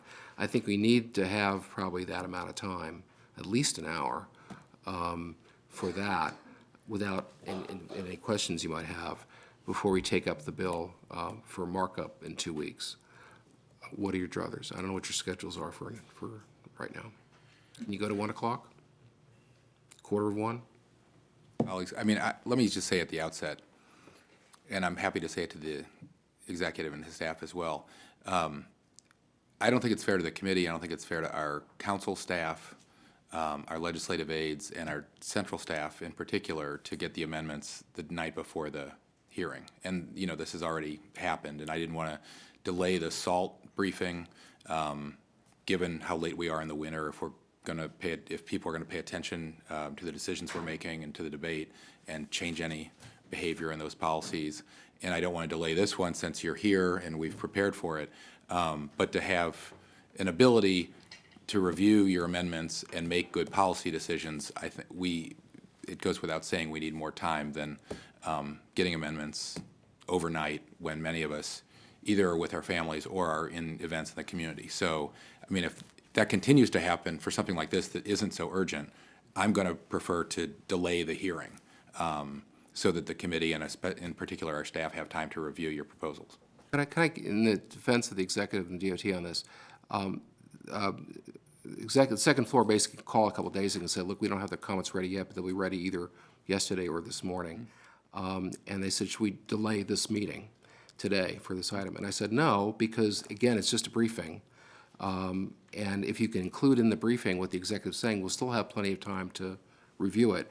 Again, you're not being asked to weigh in at all on any of this. Sure. It's really just to beginning to understand what's being proposed. And so your caveat there at the end, I think, is absolutely right. I mean, usually, if it's something that's really substantive, you're having to make a decision on, absolutely. But today, I think, is an exception to that because it's really more a matter of can you stay till 1:45 or 1 o'clock. It's an exception, but it disrupts everybody's schedule, but also, you know, all of us are going to ask better questions and digest your presentation better if we have time to review the materials ahead of time. So that's, and you know, Dr. Orlin will have time and our other staff, this is the case in other committees too, we'll have time to react to your proposals rather than just receiving the verbal presentation. But why don't can we agree to go till 12:30? Yeah, I'm ready to plow through. All right. Well, with that, There we go. Let's plow. let's plow. Let me start by apologizing for the delayed transmittal, and we will go through this fairly quick. At least for this session, we will provide you with a briefing on how the transportation and demand management is handled right now, what is the bill is proposed to change, and also at the end, we will talk about the executive proposed amendment to this, which we think it's making it actually stronger and much better. And, but before I turn it over, We may not have time to get to the executive's proposed Sure, amendments sure, we will today. take it to I what- think that's getting a little far into the details. I think a lot of people need to just get the presentation so they can start thinking about what questions to ask. But it's in the presentations. They're gonna- Great. they're gonna cover it. And there are a lot of people in the public who are going to care about this who are not yet paying attention to it. Yeah. So, and we'll be all coming back to this on the 28th, correct? yes, absolutely, because this is gonna, we thought that in the first session, we just basically give you this PowerPoint presentation, and of course, let me just start by saying that one of the highest priority when I became director of the DOT was to improve and streamline this transportation demand management and TMAG, and actually, Councilmember Reamer wanted to introduce legislation in the same area about 3 years ago. We started working with our partners in park and planning and all the number of agencies, executive agencies, as well as the council staff from your office, a number of other council members, including yourself, Chairman Hucker, and also Glenn Orlin.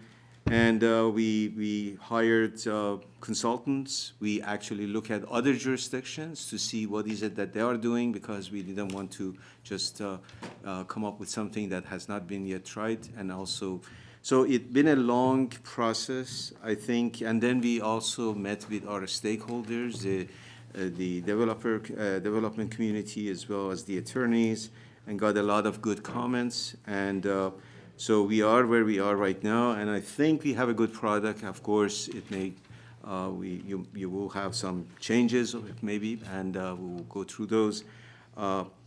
And Sandra is gonna take you through this PowerPoint presentation. Some of your question may be answered as we go through, so if you just allow us to just go through the first phase of this presentation, and then we pause for your questions.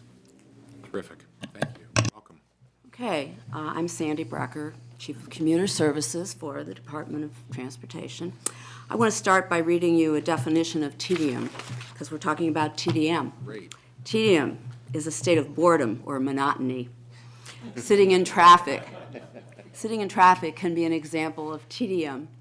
We're talking about TDM, which is Transportation Demand Management, and hopefully we will not be tedious in going through this. Well played. Thank you. Okay, so Glenn says I rolled the ball. Okay. So we'll run through this fairly quickly, but if you do have a point of clarification, if something's not clear, certainly ask. So our key goals in addressing TDM, Transportation Demand Management, with this bill, 3618, have been, as Al sort of alluded to here, to streamline the process and reduce the need for sometimes extensive negotiations during the development process, shorten that time, to provide flexibility. We heard from the development community in particular about needing to provide more choices of strategies and being able to tailor those strategies to their individual projects. And be able to make adjustments over time.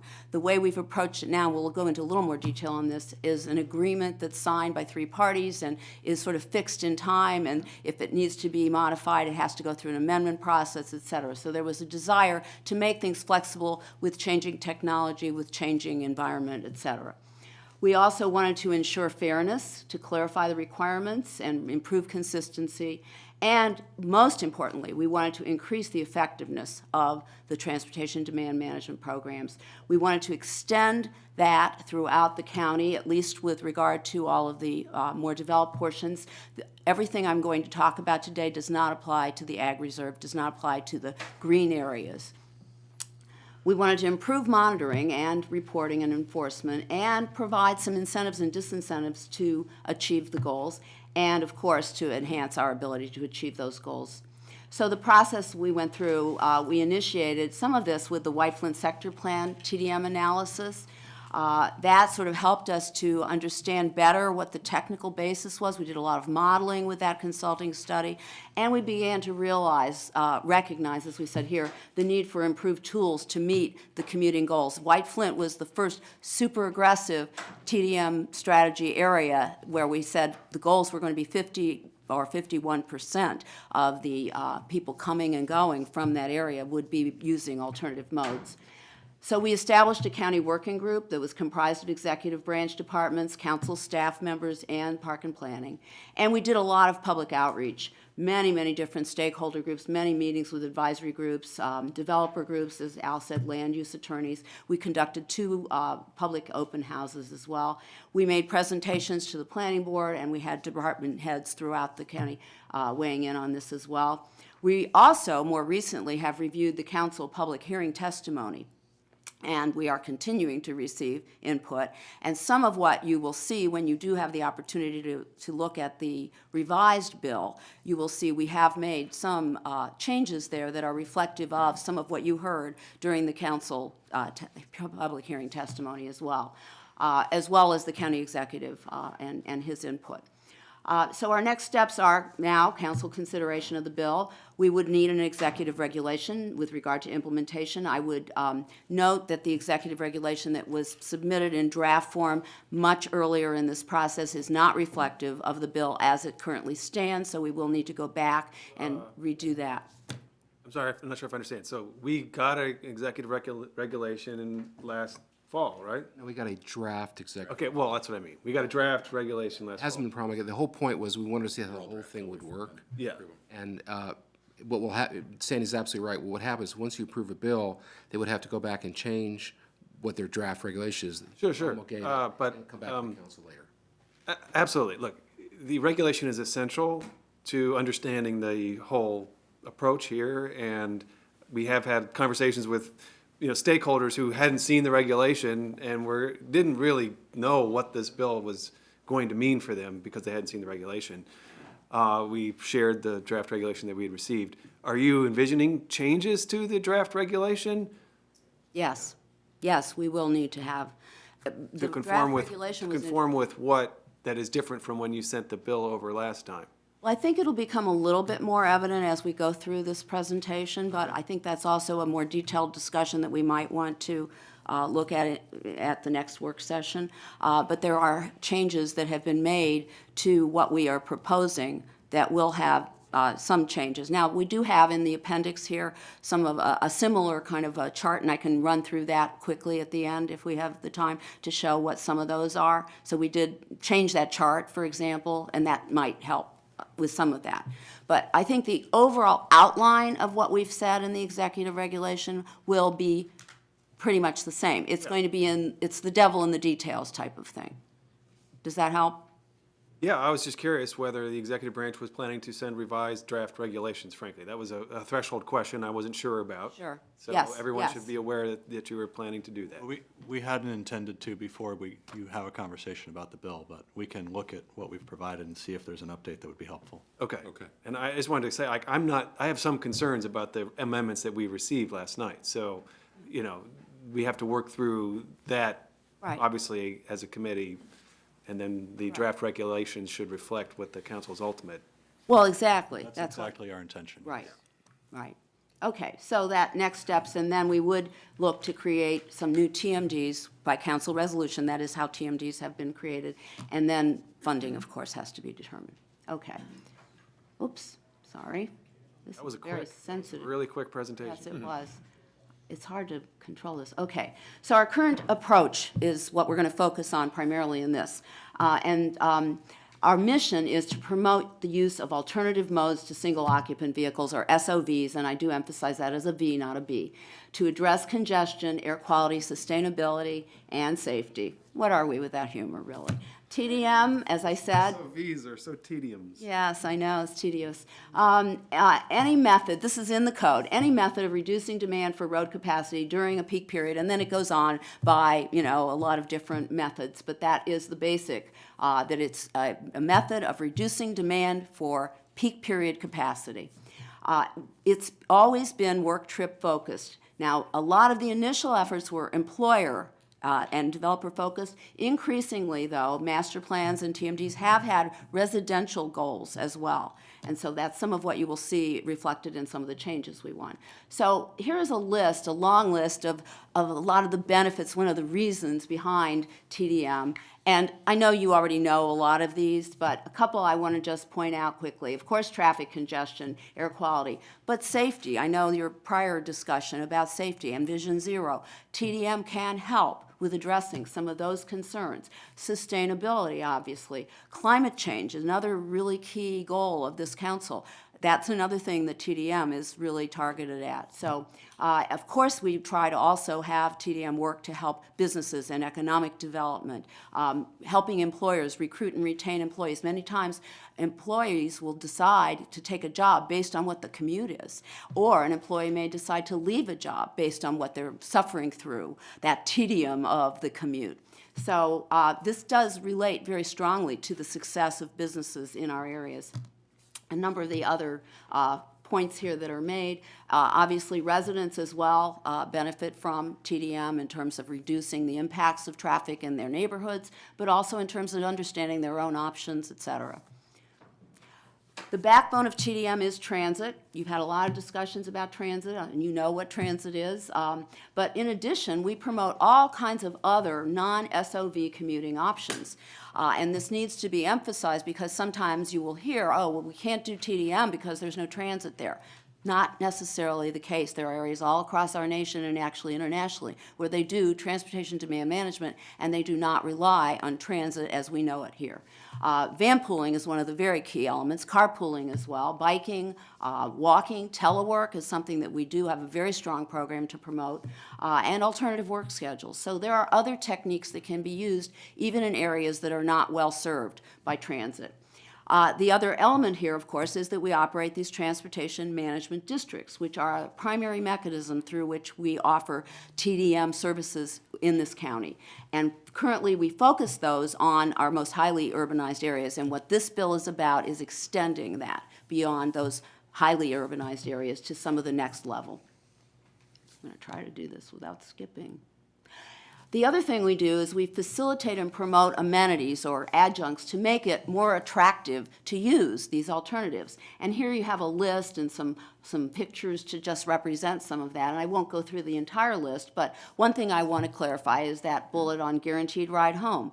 That is an insurance program that is operated throughout the region, the Council of Governments Commuter Connections Program. We participate in that, we promote it, and we also say to employers, you can actually heavy up that guaranteed ride home program. And you've probably heard the ads, but basically the way it works is anyone using alternative modes has access to an emergency ride home or ride to a daycare center, ride, God forbid, to a hospital, wherever they need to go. If they can get there faster and they need that access immediately, they can register for guaranteed ride home and they will be given a free ride, whatever the fastest way is. And increasingly, it used to be more taxis and things. Now they're actually partnering with some of the transportation network companies and things. So that's one of the ones that sometimes needs a little more explanation. Smart Benefits is the employer-based program for transit subsidies. We'll go into a little more detail on some of this later.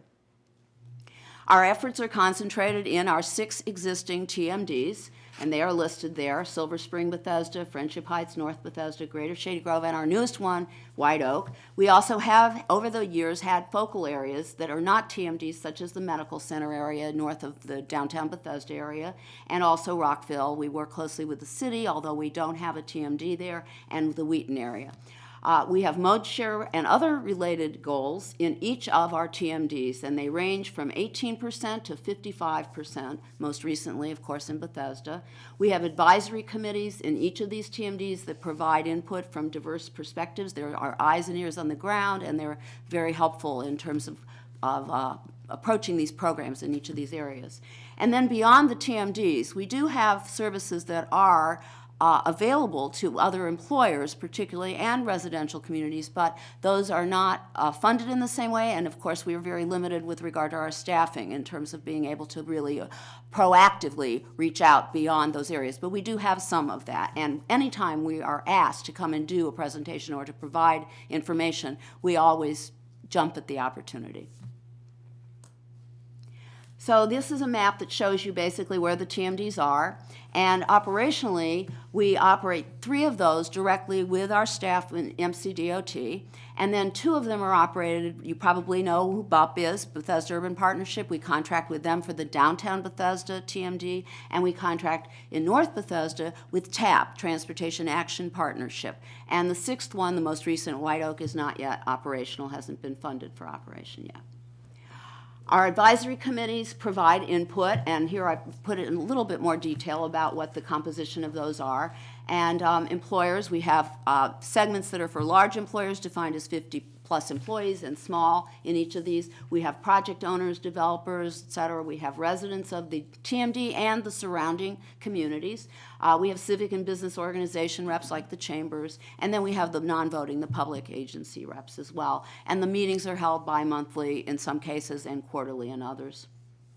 We used to be monthly, but as a result of some of the studies the council did in OLO, we've reduced some of those.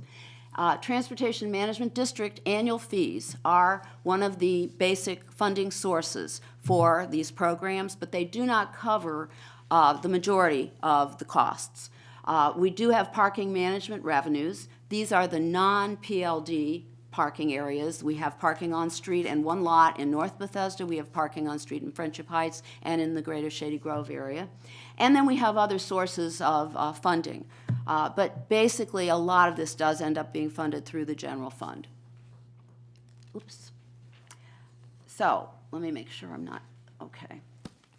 So TDM requirements currently apply, transportation demand management requirements apply only in the TMDs. It gets a little confusing, I know, especially if you're dyslexic.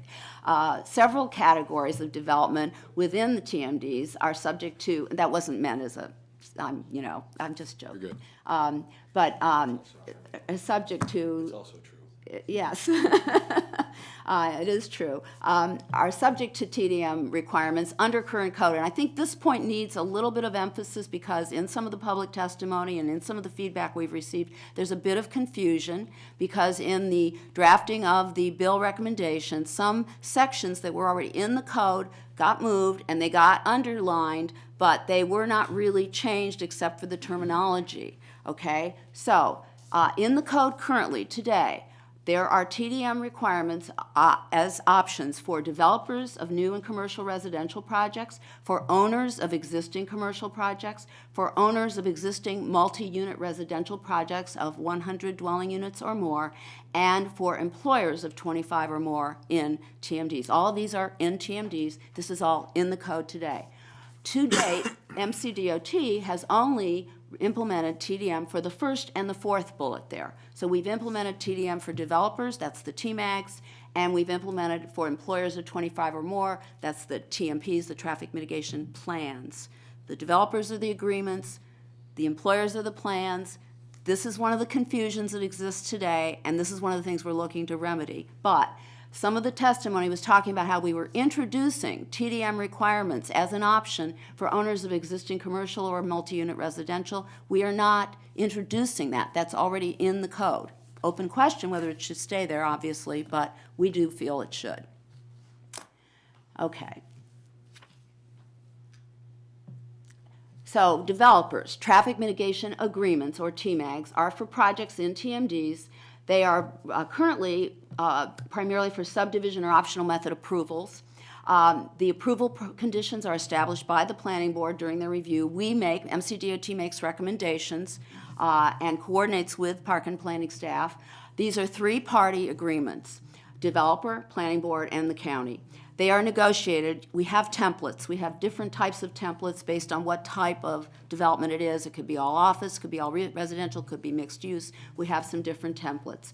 Basically, those templates require basic efforts. Then, where we have greater trip reduction necessary, we do try to incorporate higher impact strategies. And this is where some of the more protracted discussions, negotiations come in, because oftentimes, developers do not agree with what we're recommending. Does that become a TMAG at that point? Yes. Once it's signed, it becomes an official agreement. But the difference between the higher intensity ones and the just general? No, they're all TMAGs. So the basic template is a TMAG. It basically has, if you just go and you put in, enter in the basic information in there, it wouldn't necessarily have to change in order to become an agreement. So it's just a question of what area is it in, what kind of a development is it, what are the options for getting to the goals.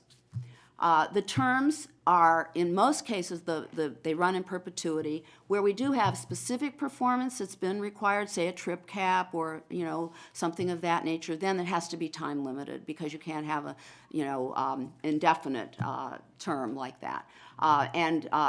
We'll talk about performance guarantees. That's where performance guarantees sometimes come in, and those, of course, also have to be, if that's a letter of credit or a bond, has to be term limited.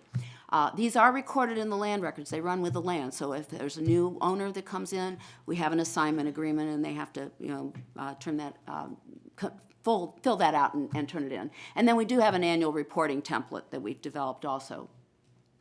Okay, so that's developers. I'm trying to do this, but it's, okay. Now, employer requirements, am I on the right? Okay, I did skip, okay, there. So 5 basic elements in these TMAGs. Appoint a contact person. We call that a TBC, Transportation Benefits Coordinator, the emphasis being on benefits. Facilitate communication and on-site access for outreach. Provide permanent information displays, and we have more recently tried to get more real-time signs put into major developments in lobbies and break rooms and things of that nature, but particularly where it's a major, situation where we can actually have this information out there to the public. It's a way to get information out, not just about real time, but also if there is an event, Bike to Work Day next Friday, something along those lines. That's one of the things that we push for. We also require that someone participate that they facilitate participation in the commuter survey.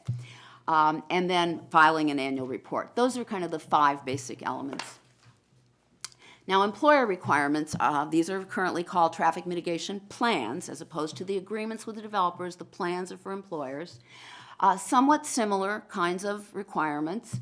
We have a template. It's online. We have converted virtually every employer that we are working with in the county over to the online filing system. We provide assistance through our outreach staff. We have advisory committees that review their submissions. They make recommendations to the director as to whether these plans should be approved.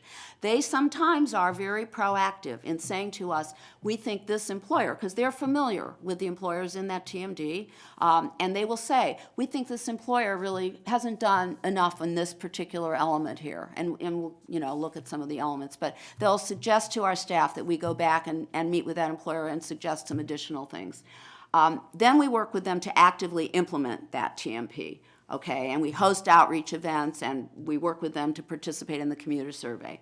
And then there is an annual reporting element there as well that's also online. Okay. Doing it gently. There.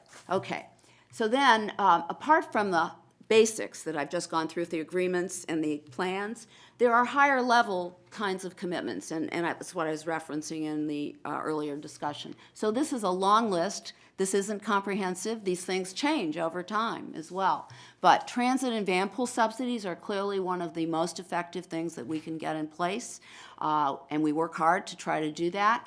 Incentives for carpooling, in car sharing, bike, walking, telework, some other things of that nature. Parking supply limits are in there as well. Depends on what point we're coming into the process, and of course, for an employer who already is committed to a certain amount of parking, that doesn't work as well. So that's one of the reasons why we've talked about unbundling in the proposed legislation. But in any event, so if you have questions on this, we can talk more about these, but I don't want to spend a lot of time on them right now because we are a little time challenged. But so some key benefits. Transit and van pool.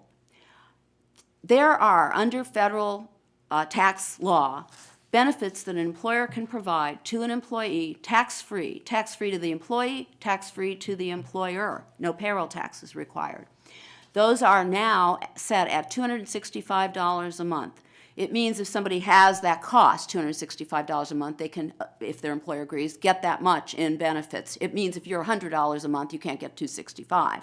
But it is maxed out at $265, so if you have $300 a month, that's all you can get tax-free, $265.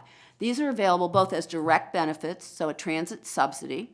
They are also available as pre-tax benefits or any combination of the two as long as it doesn't go over the $265 with regard to the tax-free component. And we have a program here in the county called Fair Share, and we try to entice employers to participate with these transit subsidy programs by helping to buy down the cost initially for those employers to offer this program to their employees. So we match their contribution. And we've done that program over the years. Some of you have probably heard about it. And then we had a hiatus for a while, and we've been trying to build it back up again with the funding that's available. In addition, the state of Maryland has a very generous tax credit program. An employer who offers these benefits can get a 50% tax credit, not a deduction, a credit right off the top of the taxes, up to $100 a month per employee that is offered the benefits. So these are some of the things when we're working with the communities that we try to get the word out about. We offer technical assistance. We have a lot of information. We have regular e-newsletters and blasts about things that are going on in the commuting world. We, of course, talk about reducing, people leaving for commuting. We try to work with them personally. And, of course, one of the benefits is reduced stress if we can improve someone's commute. And we have recognition events for the employers and others who are active in these programs. So here's just a list of some of the kinds of things we do in each of these TMDs. And some of you have participated in these, I know. Bike to Work Day and Walk and Ride is a campaign that we run, competition to combine walking with your commute, and some other things that we do of that nature.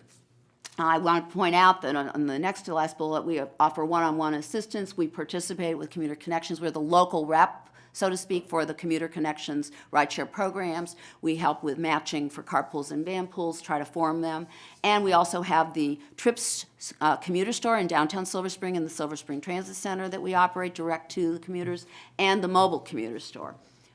And we, of course, work with lots of other organizations. So the commuter survey is what we use to track achievement of these various TMD goals, including the non-auto driver mode share, or NADMS, in the peak period, and also transit ridership, mode choices, and how they change over time. We also collect information through the survey that's useful for us in terms of marketing and outreach. We do the survey every 2 years.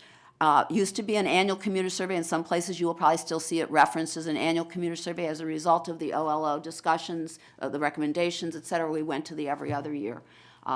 It's very quick. It takes, and some of you may have done it because we do send it out to county employees as well, and it takes about 5-10 minutes to do it. It's online for most people. Now, we do paper for restaurant employees and people who don't have ready access to computers. We do have other ways to try to get that information. Yes. I will confess, we could do a better job here at the council of promoting carpooling. I think a lot of council employees live not too far from one another. We just don't really have a habit of doing that. We could do a better job here. Would you like us to come and do an Might outreach? be a good idea to come meet with our council staff and Glenn and Marlene and, share some ideas. Sure. Yeah. I have a carpool idea for Glenn. No, I happen to know someone who lives in that area. Anyway, we'll be happy to do that. Glenn protests that he takes the subway, so he's good. Oh, okay. All right. And so, I don't doubt it. So traffic mitigation plans, TMPs, are required of employers of 25 or more in the TMDs. Again, there's ongoing staff outreach, and we do even have people who voluntarily file the plans. Our statement, our message to people, to the employers about these is this is a good way to organize your thinking about what kinds of benefits you offer to your employees and how you can help the community and your employees to address some of the challenges that we have. So that, in some cases it resonates, and we are able to get even voluntary plans for smaller employers. I mean, just to continue on the theme, like we pay a lot of money for that garage out there. Employees who don't use it because they take transit or they bike or they walk don't get any That's right. benefit from that. And why? How is that fair? Like why? Well, I'm glad Why you shouldn't said they be that. compensated for, the expense that they are not creating for the organization? So what we do have is we have a program called Get In the county that does provide the direct component of what we were talking about with transit and van pool subsidies. And van pool, anytime someone says transit subsidies, van pool are also eligible. It's just not carpools, but van pools are, under federal law, eligible for these same transit and van pool subsidies. So we have the Get In program. It offers $35 a month in a direct benefit to our county employees. And then, just last year, we got the additional pre-tax payroll deduction component. So an employee now who has $265 a month in cost can get $35 in direct subsidy and another $230 in pre-tax payroll deduction. So that is available to people. But in order to get in the 35, they do have to give up the parking. So. Also, I just want to point out that even on our parking assignment in the Rockville Core, if there are employees who agree to do pool, we give them priority parking because most of our employees cannot park in EOB. They park across the street. So if they are pooling together, so instead of issuing 3 parking passes, we issue 1 and we give them priority. And also, if they are participating in this program, then they are not going to get. Yeah, I think it's a lot it's rather, it's kind of a cliff effect. Like you have to give up your parking spot so you can't get one at all. That's hard, but I think if people could essentially be incentivized to not drive 2 or 3 days a week or 4 days a week, that might be something people could think about.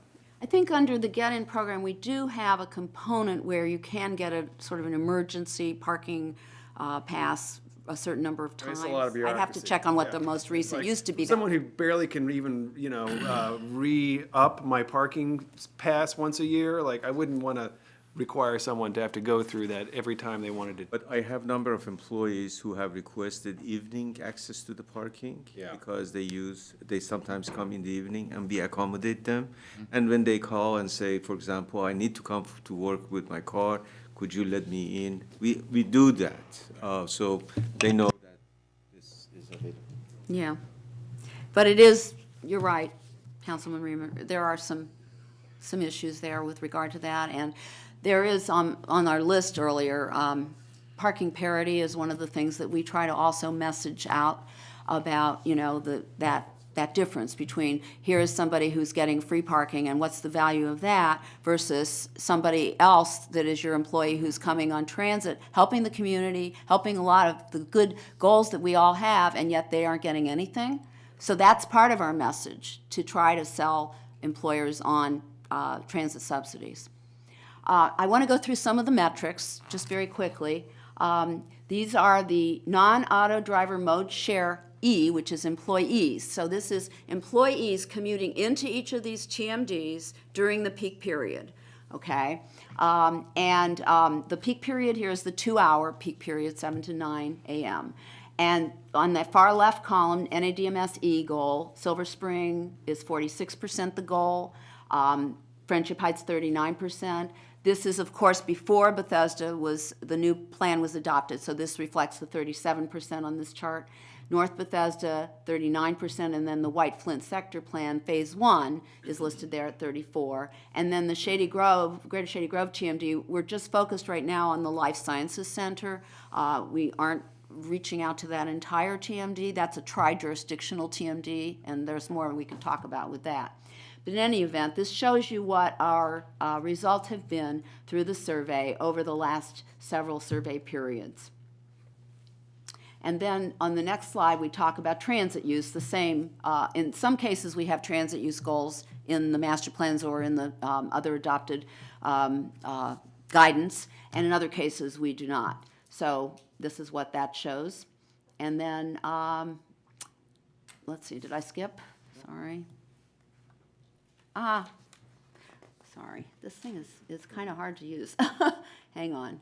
There, okay. Now I want to go to 23. Sorry, there. Okay, and then traffic mitigation plans. These are the plans the employers file in each of these areas, and this gives you an idea of what the coverage is in these areas and how many employees are actually with an employer who has filed under this program, and so consequently is receiving some of the benefits that are provided under that. And so in total, we have over 500 of these TMPs, these traffic mitigation plans that have been filed by employers, and over 50,000, or about 50,000 employees who are at work sites that are impacted by that. Okay. So now let me go in quickly to the recommendations for the changes. Now, this is, we're going to go through first what was already provided in the bill. And again, I just put the slide in here again. This is the same goals that we talked about in the beginning. The streamlining, the providing flexibility, ensuring fairness, and increasing effectiveness. There are 4 primary actions that are required. Again, we touched on this before, but amending the existing code, adopting an executive regulation, creating new TMDs for the areas that aren't currently in TMDs, and then adopting funding mechanism, potentially increasing the TDM fee. It's currently 10 cents a square foot. It's been 10 cents a square foot for going on 13 years now. It was adopted in 2006. And then applying that fee to multi-unit residential is another part of what we've discussed, because currently, and there's some misunderstanding about this, currently in the TMDs, the fees have only been applied by council resolution to commercial development. They have not been applied to, and we've gotten a lot of multi-unit residential in these TMDs. So, okay. This is a picture of the, did I skip something here? Okay. This is the transportation policy areas, and the white outline there, I know it's a little hard to see, is how our TMDs today overlay on those areas. And we'll be coming back to that. So our approach in going at this has been to maintain and enhance, bless you, the shared responsibility that's already in the code with regard to implementing TDM. So it's a shared responsibility among all the different stakeholders, the county, of course, but developers, employers, property owners, residents, the general public, revising the code to improve those processes and incorporate flexibility. And we've gone over a lot of that, so I won't reiterate that. But I do want to highlight simplified terminology. This is some of the feedback we were receiving. Eliminate these TMAGs. There are reasons other than just the terminology, but eliminating the references to TMAGs and TMPs and instead calling everything a TDM plan, because that's really what it is. It's a TDM plan. And then just talk about what does it apply to. So a TDM plan for new development, a TDM plan for employers, a TDM plan for existing. It's similar to LEAD, actually, in the way that LEAD is structured. And then adopting regulation to clarify how we will implement that, and hopefully enabling through the regulation adjustments over time, which we were talking about before. So in planning for the countywide TDM, this is sort of the layout. We would leave the current TMDs as they are, and then we would base the new TMDs on policy areas. So we would create one new TMD. This is our proposal now, and we can discuss this. One new TMD for the Wheaton and Glenmont Metro Station policy areas, those two red areas that are over here. Okay, they are the only red areas that are not incorporated into a TMD today. Then we would group all of the remaining orange areas that are not currently in a TMD into one new TMD, and the remaining yellow areas that are primarily not in TMDs. The only yellow area we have is in the North Bethesda TMD. We do have a portion that goes over across 270 and the Montgomery Mall and apartment area there.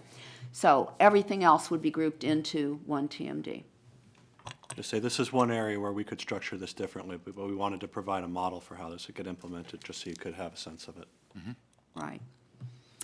So this is the original bill, as you received it. Extends TDM to more new development projects throughout the county, except, of course, every time I say that, except for the green area. Incorporates the subdivision, staging, transportation policy areas, those color categories. It eliminates traffic mitigation agreements for new developments, and instead, new developments would submit a TDM plan based on their size and location of their project. So running through this chart, this is the original proposal. In the red areas, there would be no requirements if they were under 25,000 square feet. If they were 25 to 100,000, they'd be in the level 1, and we'll go into what these mean, but the basic plan. And then there's no level 2 for the red areas if they're either in the level 1 or the level 3 if they're over 100,000. In the orange areas, anything under 50,000 wouldn't be included, no requirements. And as you can see, then 50 to 100 would be level 1, 100 to 200, level 2, and over 200, level 3. And then in the yellow areas, the less developed of the three, under 50,000 again, and then 75 to 100, I'm sorry, that should be 75, not 50. Yeah, sorry, that's a typo. And then 75 to 150 would be the basic plan, the level 1. Over 150 would be level 2. There is no level 3. There is no results-oriented in our original proposal. Okay. And then with regard to employers, more employers would be covered. There's a change in terminology. The current code requires employers of 25 or more to file a TMP. As I said, we provide online templates for that, the annual report, et cetera. Our proposed change would basically extend TMPs to these other TMDs that we would be creating. The employers in those TMDs would now be required to do a plan, a TDM plan. And then the sizes are shown there. So if they are an employer in a red area and they have more than 25 employees, 25 or more employees, just as today, for all of these TMDs that are in the red areas, they're required to file, these two additional areas, Wheaton and Glenmont, would fall under that. In the orange areas, and if we create this orange TMD, if they have 100 employees or more, they would be required to file. And in the yellow areas, if they have 200 or more employees. Quick clarification on the 25 employees. Are they full-time equivalents? Or just No. anybody who gets a paycheck from that Yeah, employer? now currently in the code, it says on the largest shift. We have found administratively that is a very difficult thing to determine or to, implement. So we are proposing dropping that on the largest shift component, but we've said 25 employees, period. So anyone who gets a paycheck from that employer. Right, right. And some of these, Can I just comment? I mean, that's restaurants, Yeah, I was that's, gonna say, that, that's a that's where I was going, yeah. yeah. Right, okay. I'm sorry, did you have? That's a restaurant. I mean, just Right. to be clear what we're talking about, it's not just, your high-end engineering firm, your boutique engineering firm or architecture firm. Right, We're right. talking about a restaurant. It could be a restaurant, it could be a retail operation. With regard to shifts you're talking about, yeah, the types of shift work that we have here in the county is not usually manufacturing. It's more restaurants and retail. Okay. Now, our recommended revisions to the bill that have been now made, and I know you haven't had a chance to really study this. I didn't skip, did I? Okay. So the bill was originally submitted under the prior, under the Leggett administration, and now our current administration does support this very strongly, but they do want some revisions to ensure that the goals that are established in the master plans that the county adopts, that you all adopt, and the TMDs and policy areas are achieved. They feel it's critical, and we agree, to achieve the goals in order to fulfill the commitments made to those communities. So these proposed revisions are targeted at increasing the bill's effectiveness, and we have highlighted that, and also in the submission of the track changes version of the bill. These revisions apply to the new development projects. There has been no change in this latest version with regard to those employer recommendations. So those revisions are basically in three categories. Expanding the applicability of the TDM effort. So reducing the project size thresholds for these new projects coming in so that there are more that are brought into the fold, so to speak, in each of these areas. Providing flexibility in setting those project goals. So the director has the flexibility to set higher or lower goals for a specific project by a variation of 5%, either higher or lower. That project goal would be set based on parameters of the project and what's necessary to achieve the goals for that area, for the master plan area, for the TMD, et cetera, policy area. But in doing that, the director would have to find that the area-wide goals for that TMD or that policy area or that master plan would be attained by changing that, by requiring that change in this particular project's goals. Is that understood? So a new employer coming in, This is developers. new developer project, Mm-hmm.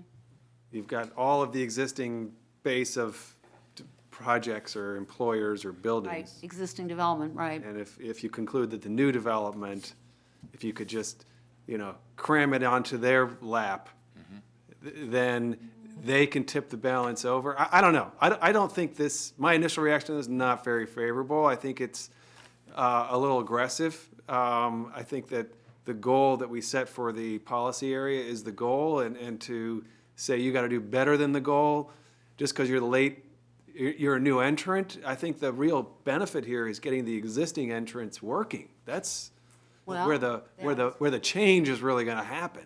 Yeah, except that if the goal established by the master plan is the established goal for this new development, number one, on the staging policy, you will never get to the next stage in some cases, because if you already have the established goal, those that they are already there and they are not meeting the goal, and the ones who's coming in new actually just meeting, let's say, in the terms of White Flint, let's say they meet the 50%, you will never get to that point. Right. However, if you are right in the, let's say, metro policy area, and we can actually ask them to be at 55%, then you have a much better chance of meeting the goal that way. So this is what the. I hear you. I'm just not totally sure it's fair.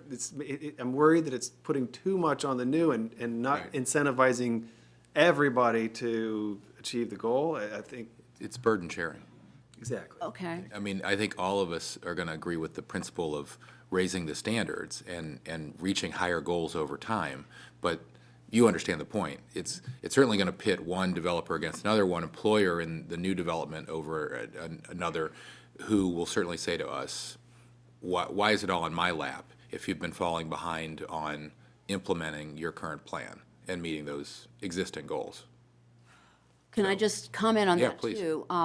This relates to, and I know you've received feedback, and we certainly have, this provision that's already in the code about reaching out to existing developments. So I would just urge you to keep that in mind as you're thinking about how we proceed, because, if we had the ability to do that to a more extensive effort, then maybe we wouldn't need to have the new ones be as high. So it's just a question of how much. We can't force anybody who is prior to the existing law to do anything today. It's about leverage.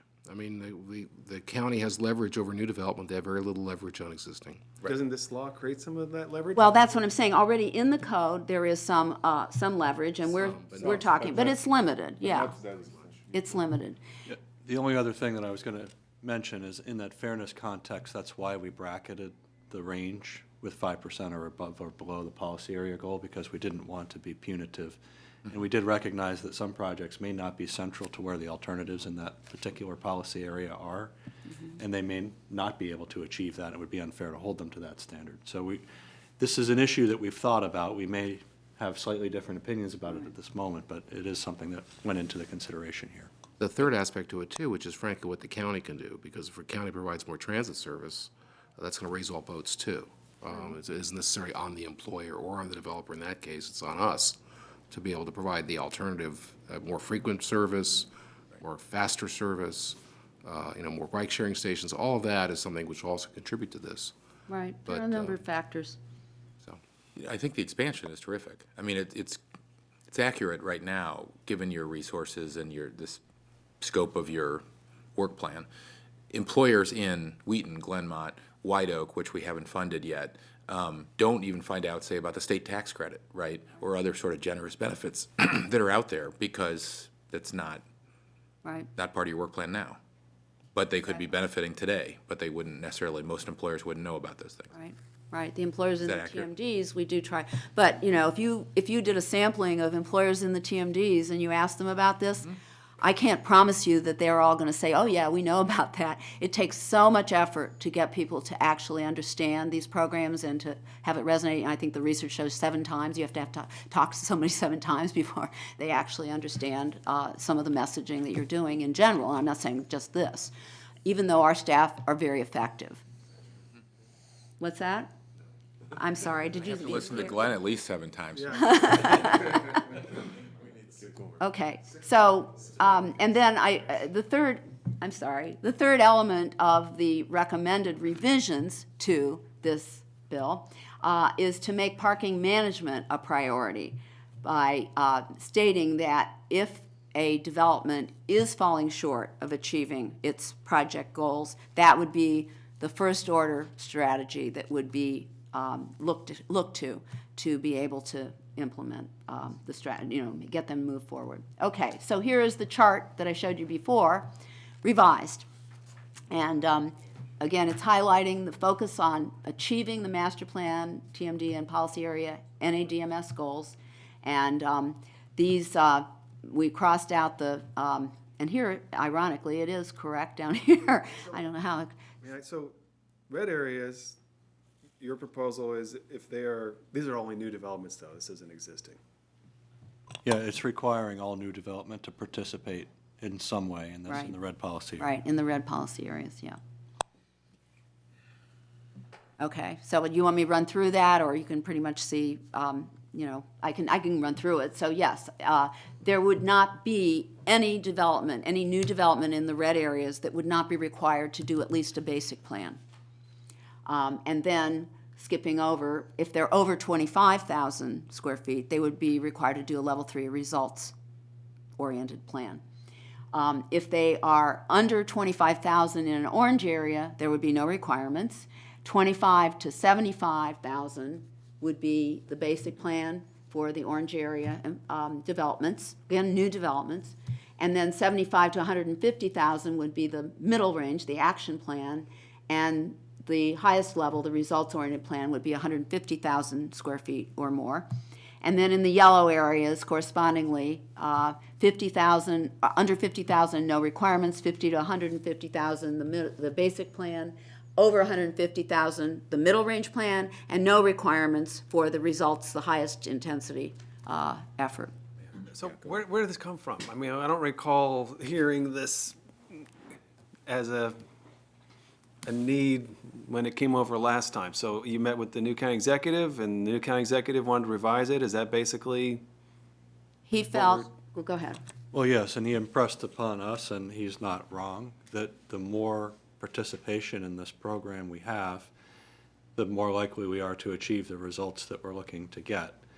And in the red policy areas where the goals are the highest, the impression is that everybody needs to play a part in this. We can't let anybody skate in the red policy areas, because that's where the opportunity to make use of these alternatives is the greatest, and that's. Yeah, and it's easiest to do it. I mean, I think in the red areas, you know. In the other two, participation is- we did look at how this aligned with the employer-based requirements, and we were a little bit misaligned. If we look at 4 employees per 1,000 square feet, which is a benchmark that's, typical, it's not everything, and it's been trending higher. With these new thresholds, we're closer to alignment with those between the employer plan and the developer plan. And again, we're just, by getting more people to participate at a greater level, we're more likely to achieve the results that the policy areas call for.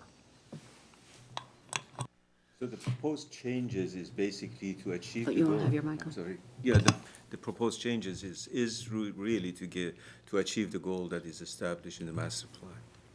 Thank you. Whoops. Okay. So,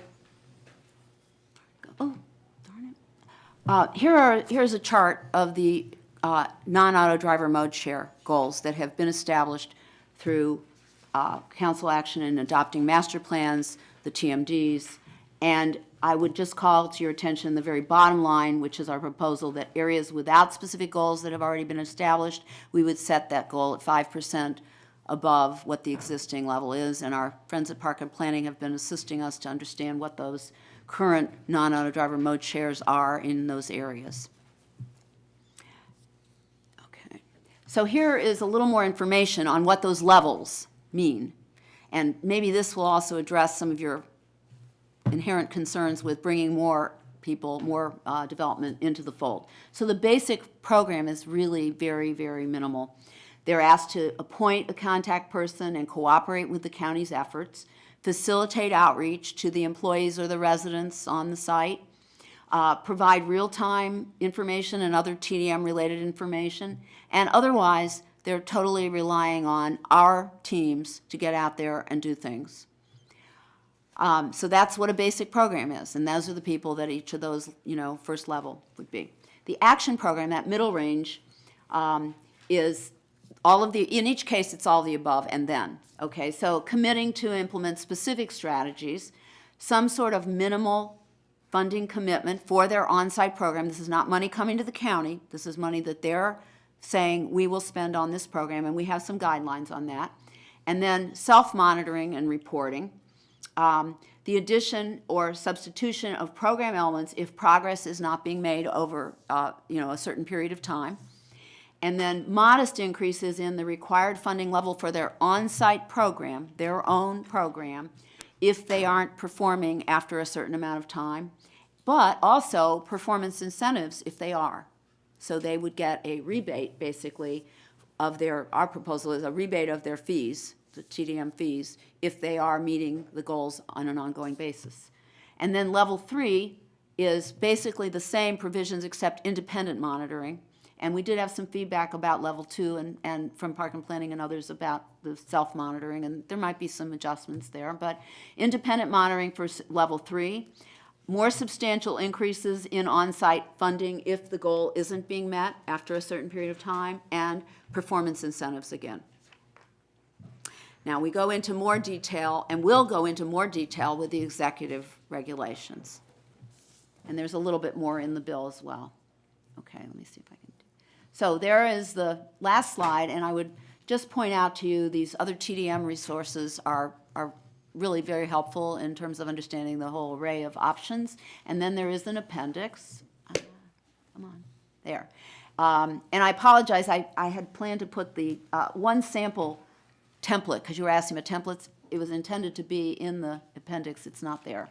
But the sample employer traffic mitigation plan is. Here is the chart that you saw in the earlier version that's been now updated with the new numbers. And it's hard to read, I realize here, but hopefully you can read it in the packet. And so you can see that, oh, sorry. So basically this minimum financial commitment that we're talking about, and again, this would be in the regulation. The minimum financial commitment at level 2 would be 50% of the annual TDM fee and 100% for level 3. That's what we're saying to those developers. You need to budget for this. This is part of what we were trying to do, though, is give some sort of certainty to what is this going to cost us? How much should we be planning on? Right now, we have these generic statements in the TMAGs that say it'll be supported by adequate financial resources or something along those lines. So this is to give some specificity to that. And then the additional substitution of, additional funding for on-site beginning in the 6th year if there's no progress toward goal achievement. They would have one multiple of that fee, and if they are not that's in level 2, and if they are not achieving it in level 3 in the 6th year, I'm not sure what that says. Annual fees. It's 2x and then 4x. Okay, 2x. That's it looks like percent. I knew that wasn't right. Yeah. Okay. So it's 2 times. Again, trying to say this is what the budget needs to be to do these programs on site. Okay. And then performance incentives would be, as I said, giving half the fees back. And then I put in the sample menu that was in the earlier packet. There are a lot of strategies out there. And this is an example of what the employer TMPs, the traffic mitigation plans, are today. And there's a list of acronyms, and that's it. Terrific. Sorry, I ran a little over. Oh, you're good. Okay, any burning questions we have to cover now? Yeah, I have a quick question. Yep. So, as it relates to the last 2 pages, last 2 slides, or last 3 actually, the employer plans. Oh, okay. In the appendix, you mean? Yeah. Yes, yeah, so there, okay. One of the items is participation in the annual survey or biannual survey. I'm just curious, as such surveys have been ongoing, right? Right. What has the response rate been for those in the past? Well, overall, it's been around 20%, but the code currently says 80% is the goal. And there are employers that do achieve 80% and more. We have some that are able to get 100%. They tend to be the smaller ones, of course. But we do have a goal right now in the existing code of 80%. So overall, though, of all of these thousands of surveys, we get about a 20% response rate, which actually is not considered to be too bad. And so the 20% response rate is from 20% of the employers respond, or is it 20% of the employees within those businesses respond? 20%, Got it. right. Okay. And then the next slide, the additional strategies, Yeah. the Chinese menu here, how many need to be selected? There's no minimum. Okay, so the We 8 work with are the- required, and then these Right. are additional? Right. And it's 8 not required. predicated based on business size, like No. the new development plan? No, now obviously, it's to our interest to try to, persuade the employer to adopt more effective strategies, and particularly if they are a larger employer. And especially if we have a goal of 50% non-auto driver mode share in that area. So we do work very intensely with employers on an ongoing basis, and then they do their annual report. So, but you can see the basic structure here is pretty minimal. And that's all that right now we are requiring. We're trying to be business-friendly. We're trying to work proactively with the businesses and convince them that this is to their interest too. And that's what I was talking about with the parking parity discussion. You know, is it fair to offer parking and not transit subsidies? Things like that. But things that cost businesses money are going to be a harder, you know, And I've, sell. as a private citizen, I led employee efforts within the workplace to advocate successfully and unsuccessfully for some of those things, which is just being a good boss, but, yeah. Yeah. Okay, thank you. Well, are we sort of closing down, I think? Yes, close. Thank you for your great work. Really want to also just thank my Chief of Staff, Ken Silverman, who joined many meetings over several years as this was worked through, and you know, we've got a lot to consider here. I know there's been a lot of you know, confusion about this issue.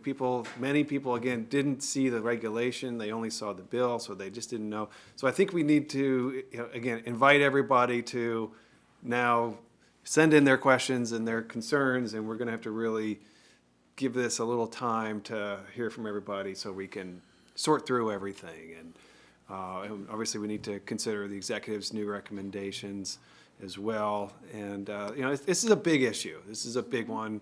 We don't need to rush this at all. I think we just be methodical here. So, thank you. I did want to note, by the way, in addition to the county executive's recommendations, we did take to heart and read through every input we had and had some meetings, et cetera, and we did try to incorporate wherever we could some of that input, and that is already also reflected in the markup that you have received.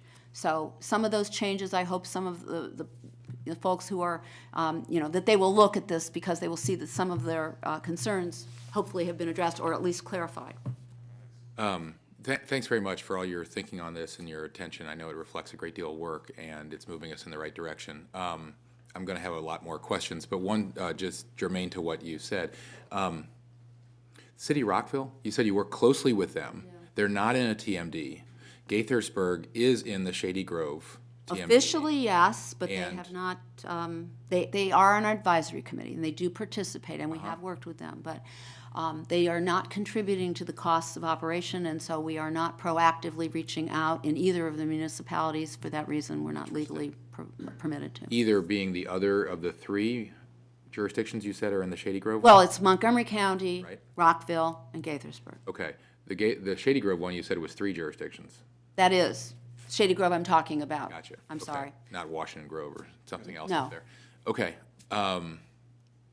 So Rockville and Gaithersburg aren't performing greatly differently, but we need them to both get in the game on this. We would like accurate? that, yes. Okay. Even We're though we also do. not charging the fee. That's Right. right, that's what I was alluding to, yeah, they aren't, well, Rockville does have a TDM fee, but we don't receive it. We don't, yeah. And we have worked over the years, you know, to try to incorporate some sort of structure, and years ago, I actually worked with them on an MOU, and, yeah, Fair to the city, they do operate their own program. right, That's what, okay. Yeah, I'd love to hear more about that. Anyway, to be continued. Thanks for all your good work. okay, thank you.